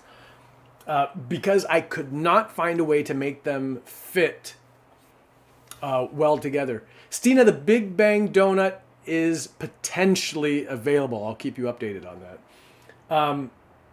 I didn't feel that each one deserved its own page, and I couldn't find a way to fit them all together on one page cohesively because the Holes donut wrecks the pattern. It's sort of a full page thing. Also, Homer Price in the donut episode, is kind of iconic. So I felt of those four that I made at once, that was the one that deserved to be on its own page. So no regrets there, not including them, but they're the only donuts I made for the project that weren't included. The buttermilk bar was redone. I included it. The Mandalorian one was redone. I included it. Is there anything I wish I could have included?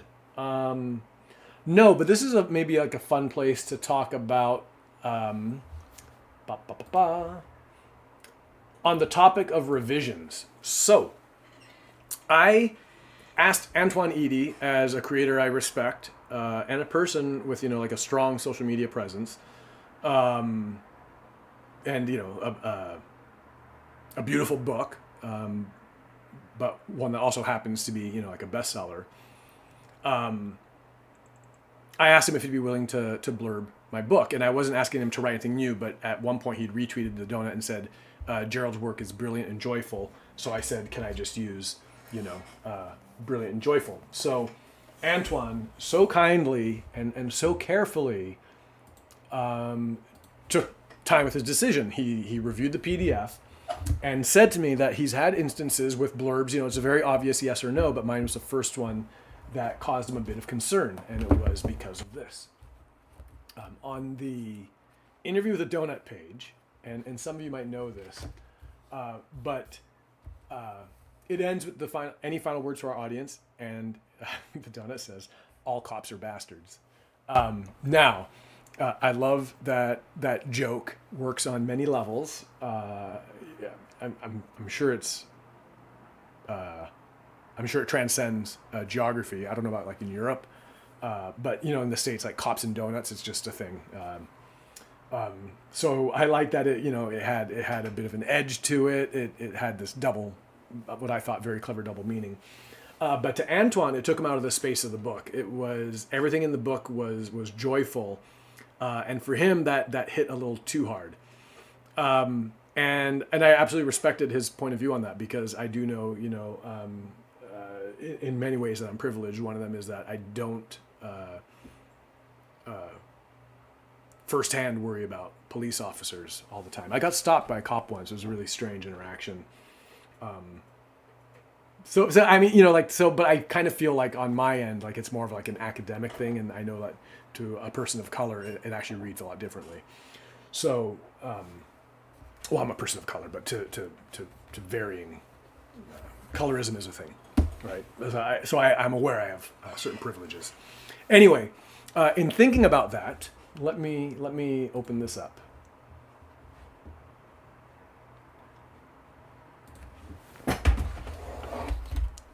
In thinking about that, I was like, so I can have. Yes, this project's all about collaboration. Yes, this project's all about the fun of creativity and stuff, but I can have very strong opinions, and I can believe that my work as it stands is how it's meant to be, because if it wasn't, why would I have made it that way in the first place? I know I can have a chip on my shoulder.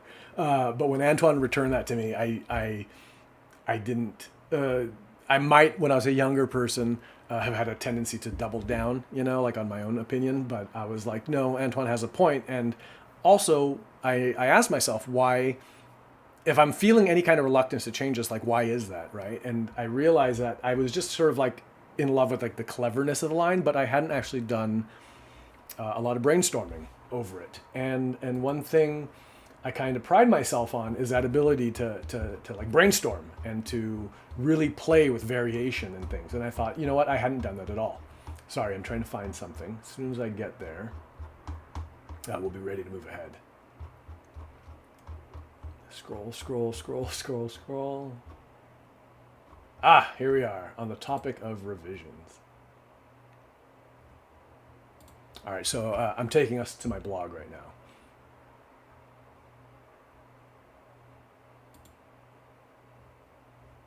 Hello? Right now. All right, so here on my blog, I have this on the topic of revisions. So I asked myself, like, why wasn't I trying harder? And then I suddenly remembered this scene in the movie Roxanne, starring Steve Martin, where this town bully makes fun of Steve Martin and his nose by calling him Big Nose. And Steve Martin's like, really, you can't do better than that? So in this scene, which I remember, Steve Martin sort of puts the bully in his place by coming up with 20 better insults to give at someone in his nose. So I thought, well, okay, let's give that challenge to myself. Can I think of 20 better lines? So I came up with 24 donut one-liners. These are things I sat down and tried to come up with 20-something replies a donut might give to an interviewer in response to the question, any final words for audience? Here they are, presented as Steve Martin did by theme. So we have like the obvious. This whole thing has been a pleasure.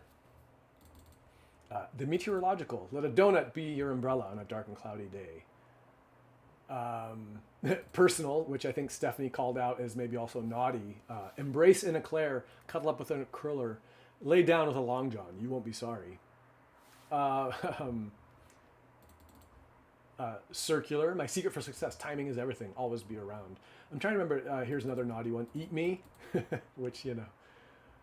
This one is, you know, I put as hashtag relatable because as writers, I think we can all relate to this. My biography, The Whole Truth, comes out this fall. I'd appreciate a Goodreads review. Oh, this one's very cute. As we say on the shelf, see you around. This one, let's see. Oh, I like this one. Find your center and stay true to yourself. I really like this one. Historical. Ich bin ein Berliner.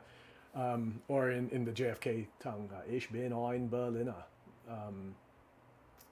Yeah, you know what? Change is good.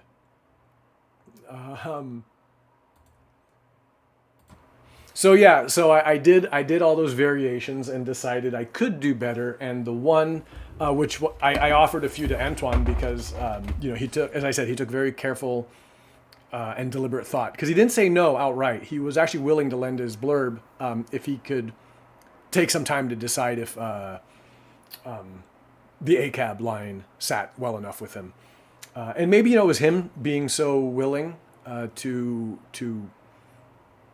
sit with it that made me also willing to be a better person and actually looked. So Jelan says, I like what you chose. It speaks to the high road. You know what? Yes, and that was Antoine's too. He's like, it's hopeful. It really matches the tone of the book. And he said, in his words, who better than a donut who knows how short, you know, who they live on a shelf if they're lucky for a day. Who better to know how short life is than a donut? And if a donut can appreciate it, then so should we all. I'm paraphrasing, but he wrote something like that. So yeah, that's that. In the same vein, and I want to give a shout out to Jennifer, who this sort of I covered in the topic Blurberama, which, you know, happened. The two blurbs on the back of the book are from Antoine and Jennifer. Brilliant and joyful, says Antoine Edie, author of Nigel and the Moon and The Last Stand. There's no happier sound on Kidlit Twitter than the buzz and hum of Gerald's Donut Shop in full production. Actually, hang on. In reading that, I just kind of want to clean up the desk and I want to center it on the page because it's lovely. Here we go. Brilliant and joyful, Antoine Edie, author of Nigel and the Moon and The Last Stand. There's no happier sound on Kidlit Twitter than the buzz and hum of Gerald's Donut Shop in full production. Jennifer Thomas, poet. Besides being poet, Jennifer Thomas was also the copy editor for my book, called out here, who I thank for her Guten Kanuk vibe. Jennifer does her words which make her smile. So I had to do a lot of deep etymological digging to find this word. But yes, that's a real word. I think it's from the Norse, maybe. Possibly Swedish. I don't know. Maybe it needs an O with a line through it. Then I would know if it's Swedish. Unflagging moral support and cheer from the north, from north of the 49th parallel. Jennifer called me out on this page. What am I doing? The best is yet to come. So at the moment I wrote that, it might have been the exact evening where Twitter ownership switched hands. And just I was feeling very sour about the whole thing. And that was reflected in what I wrote in that page. Some of it is the same. The sentiment I shared is really where I ended, which is that, I'm going to actually save the reading for it. That'll be a good way to say goodbye to today's live stream. But in getting there, I kind of poo-pooed on Twitter, and it wasn't the right thing to do. Sure, like losing that space, I think is hard for all of us. But I think it is better because, there are still people on there making the best of it, including me, like I posted today. There are people trying to make the most of it, and there are good things that happened on it. I'm holding that in my hand right now. So, Jennifer called me out on that, and that was absolutely correct too. And the what's there now is more of a kinder, it's still a eulogy, but it's much kinder.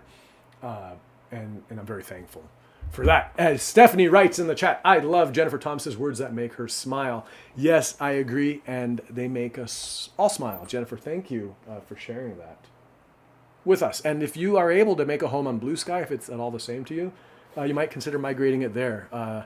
Stephanie's said that she's found the community there, Kidlit community there, to be growing and actually pleasant. So it might be a place to migrate to if you decide you want or need to soon. Where does that put us? It is 3:37. Let me check my Ko-Fi link and see if we've sold any more books. You never know. You never know. We just may.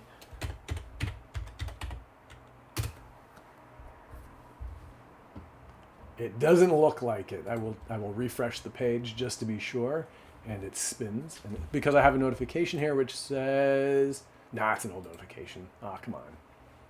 You're teasing me, Ko-Fi. All right. Oh no!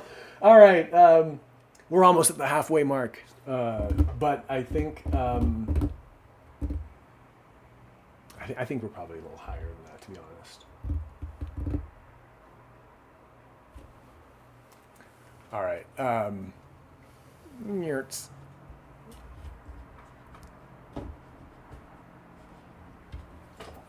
Jennifer saying the amazing reply she gets to those posts make her smile even more broadly. Yeah, you do. Sometimes I see a lot of fun back and forth. People playing their own, putting their own twists on those words. Itinerary. Where are we? Hard-headed, soft-hearted. This is on the topic of whether or not I wanted to go with a hardcover book, which,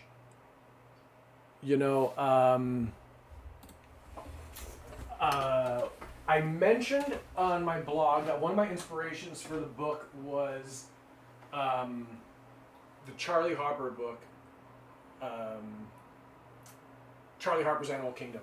It's a huge, beautiful coffee table book full of art. That's downstairs. I'm not going to get it, but I had another book in support of Black Lives Matters, but I'm not certain where that book is, to be honest, actually. I shared it with... There it is.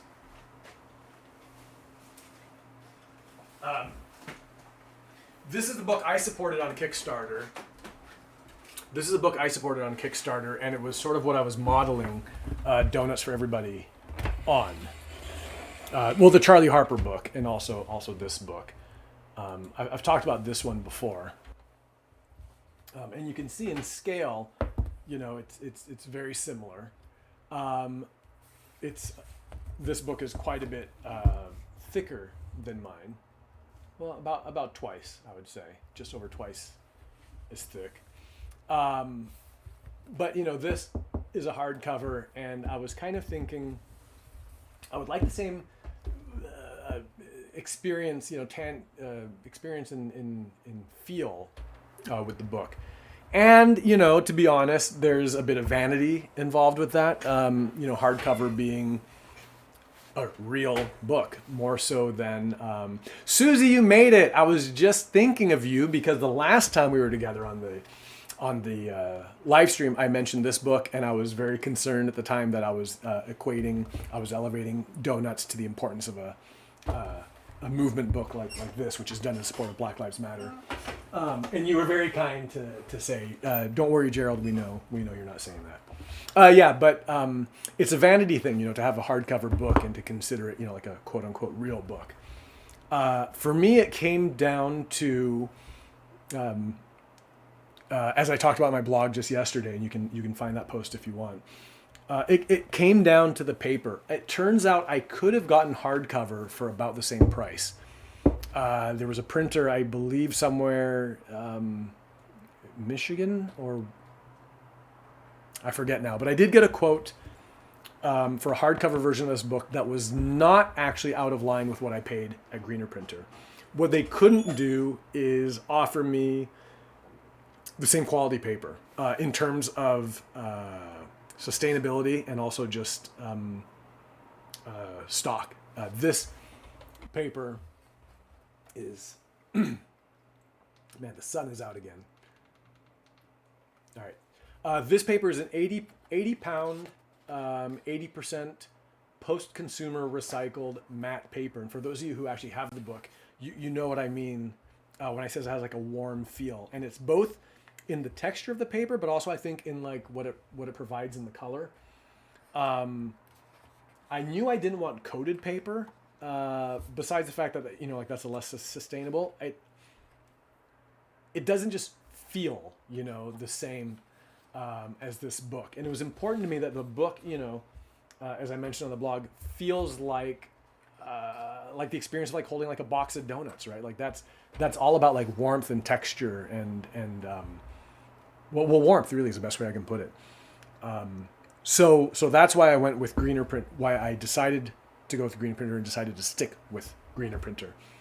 They could not do hardcover. They could do hardcover by partnering with someone, but oddly, for whatever reason, by doing so, they couldn't do end papers.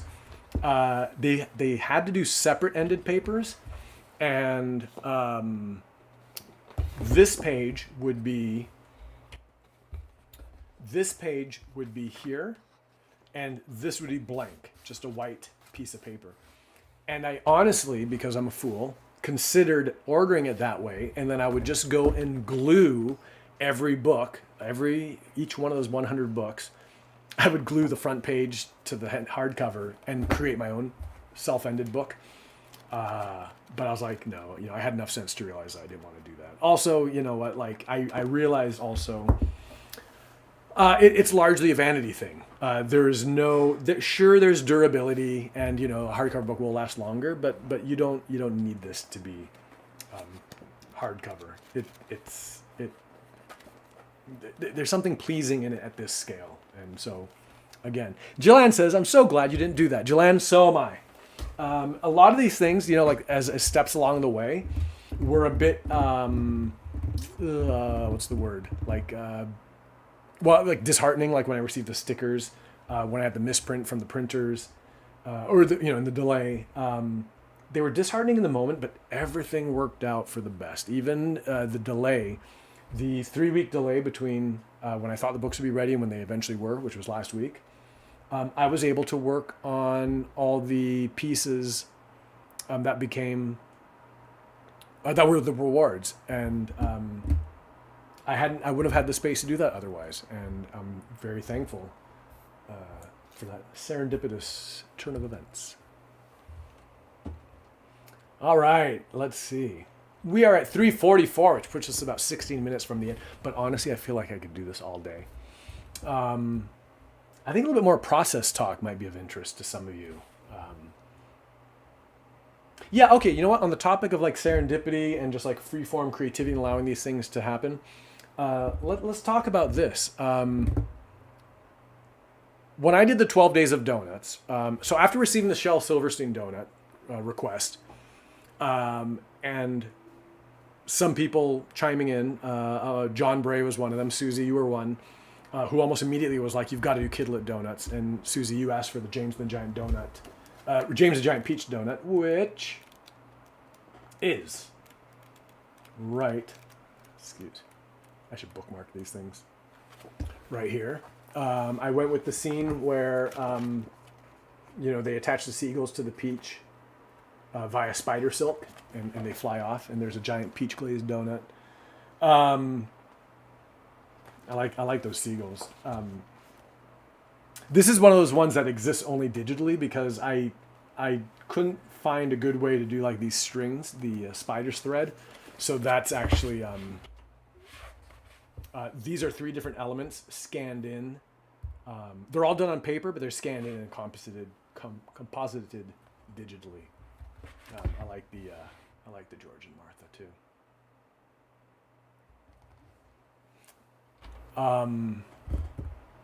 Oh, okay. So immediately people were like, let's do, hey, should we do Kidlet Donuts? And I was like, you know what? I'll do this as the 12 Days of Donuts.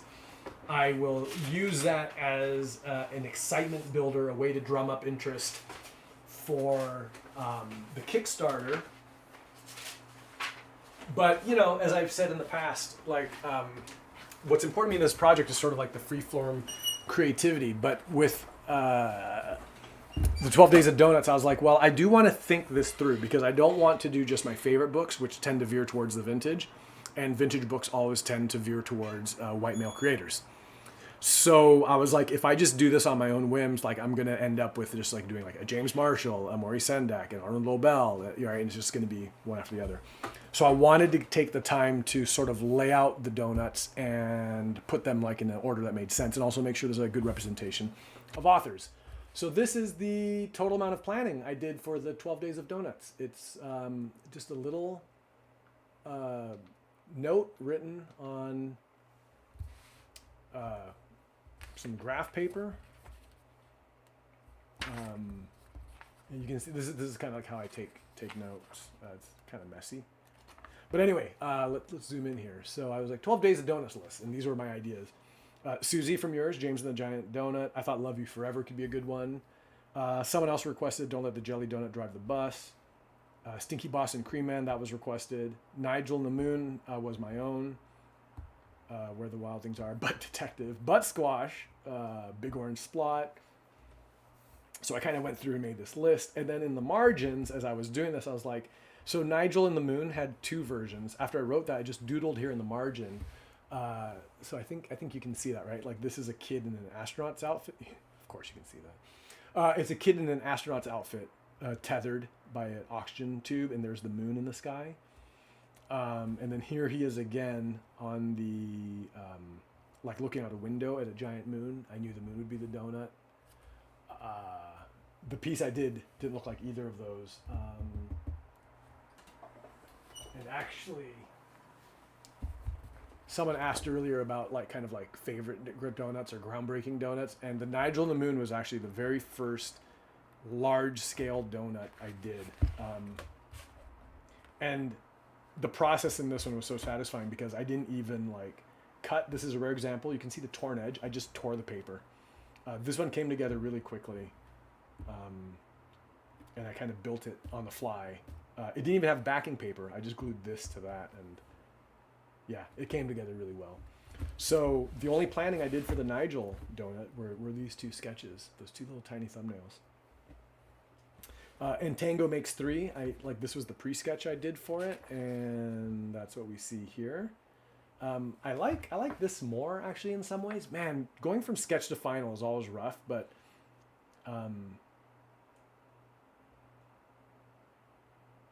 there's a little bit more life in this one. This is a little truer to the book as we know it. Yeah. Let's see, what else was there? This was a snail one that I never made. Stregonona. That came out pretty much as imagined. And Still Stuck. Whoops. Yeah, so that's, and I was like, Richard Scarry could have a place, it'd be like the Lowly Worm's Apple car, but it'd be like his donut car. That could still be a fun one to do. And this, so I had the idea to do, so here we go. Are you ready for, I'm not sure when this came in the process, but at some point I was thinking, so when you think about like, so, you know, as I've mentioned, being my budgeting skills maybe aren't the greatest. This was how I decided it would cost me $8,000 to print the book. I just wrote down $8,000 on a piece of paper. Like there was no quote gathering or nothing. I just I said, okay, if the book costs $8,000 to produce, I have to sell $3,225 each to make my money back. And I was like, that seems all right. So that was exactly the math I did to figure this out. But that's not why I'm showing you this scrap of napkin. It's for this. A donut that never got made is the Ramona Quimby donut. If you remember, there's a Ramona Quimby story where she's jealous of her sister Beatrice, and who's gotten a doll for her birthday. So Ramona plays Hansel and Gretel and shoves the doll into the oven while it's baking a cake. So the doll gets baked to a cake. And I was like, that would make a very funny donut. It would be a doll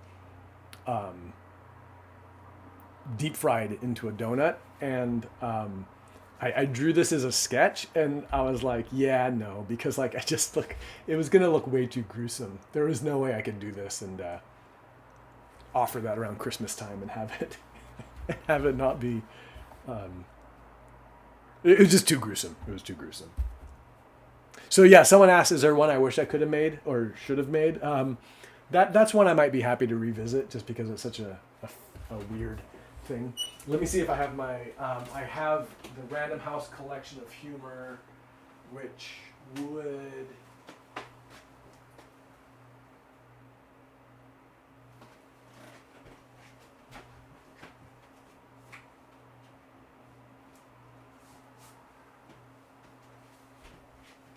The Random House book of humor, and this one does have.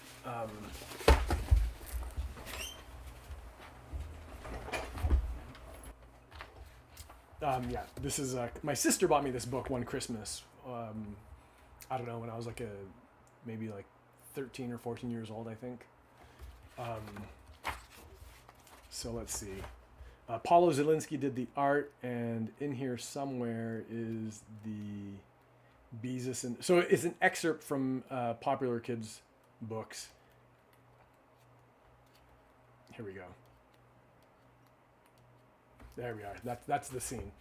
The original, of course, would have been illustrated by Paulo Zielinski, but he did the illustrations for this book. So this is the scene that I would have been going for with that drawing. You know what? I think I'll keep this in there. There we go. Maybe I'll send a copy to Paul Zielinski.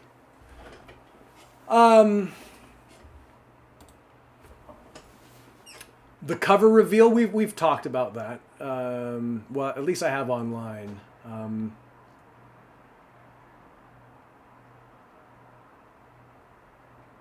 Yeah, but I won't go through it right now.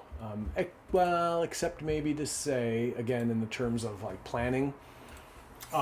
Yeah, most of these donuts were done freehand, but the cover page that's something else again. Let's see, I might have it here. Yeah.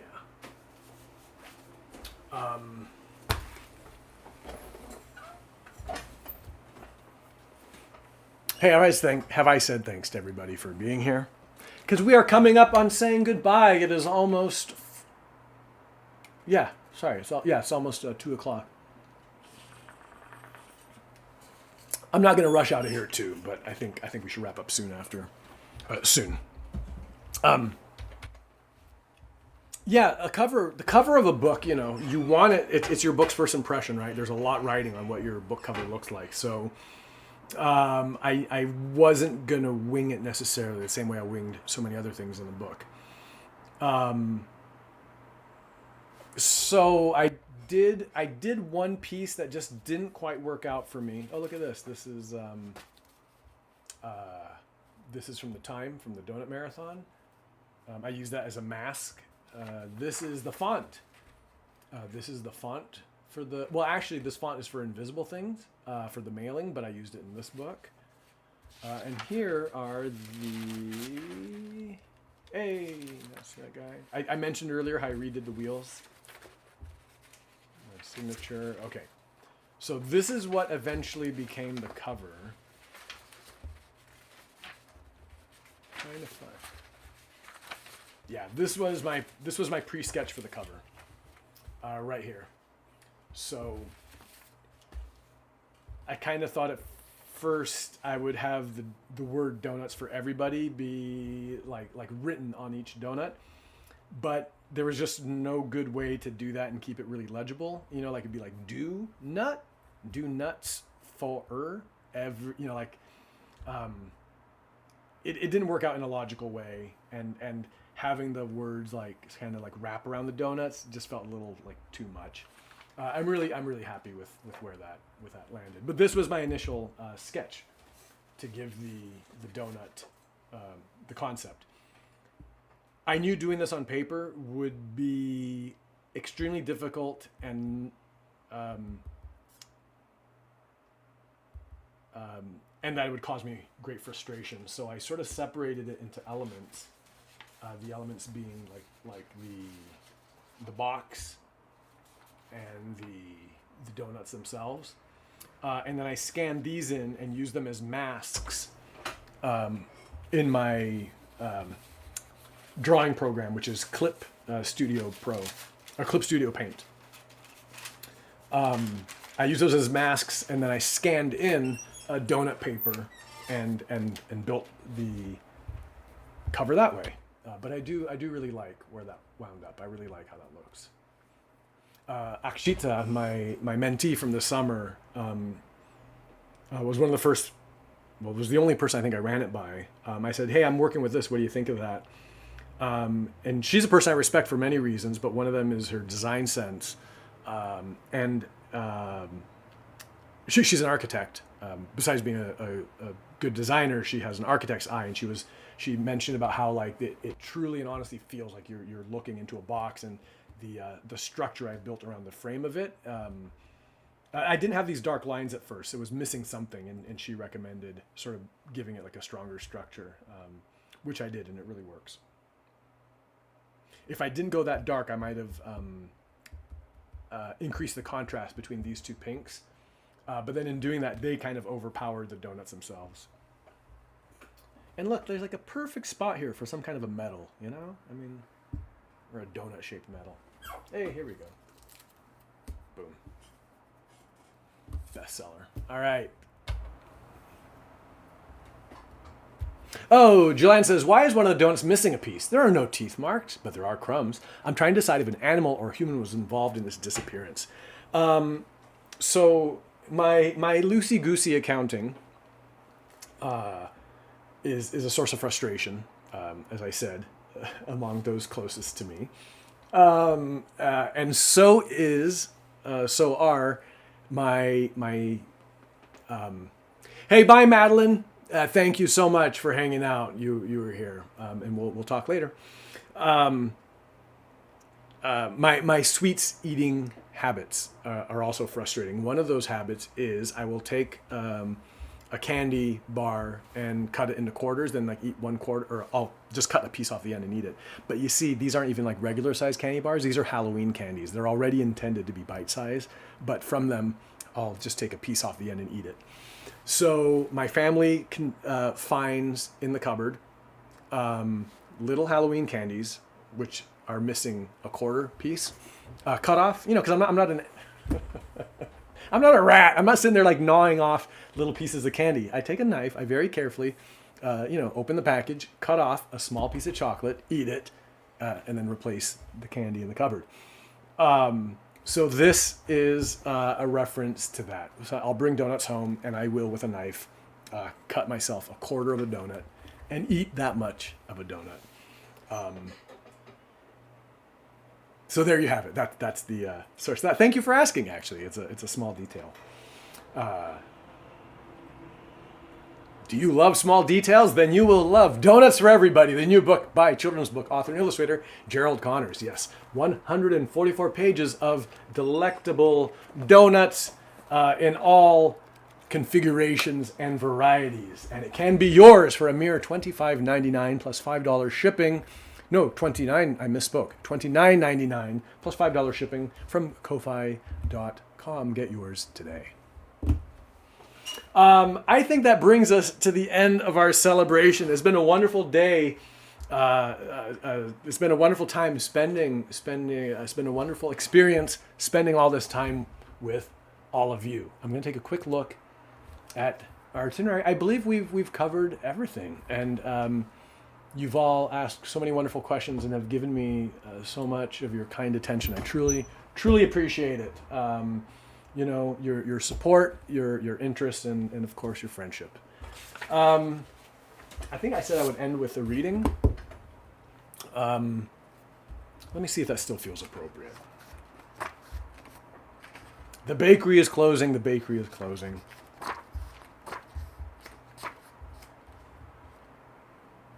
All right. If anybody has a question, find me online. I am available to be in touch. All right, here we go. The best is yet to come. Where to from here? The very nature of social media, Twitter perhaps especially, is ephemeral. And, that's perhaps what I enjoy most about it. There's a free-flowing spontaneity to Twitter that has always delighted me, not to mention that it has been a wonderful place for creators to connect and collaborate. I can't imagine that these donuts could have been conceived in any other place. All the same, I know I'm ready to move on. It's not impossible that the donuts could one day return. It's hard to keep a good donut down, after all. And if they ever should, they're coming with another multi-day holiday celebration, a Guinness World Record attempt, multimedia collaborations, and of course, a sequel art book. Wherever we go from here, I will be forever grateful to have spent this time with you and to have been able to offer you these donuts.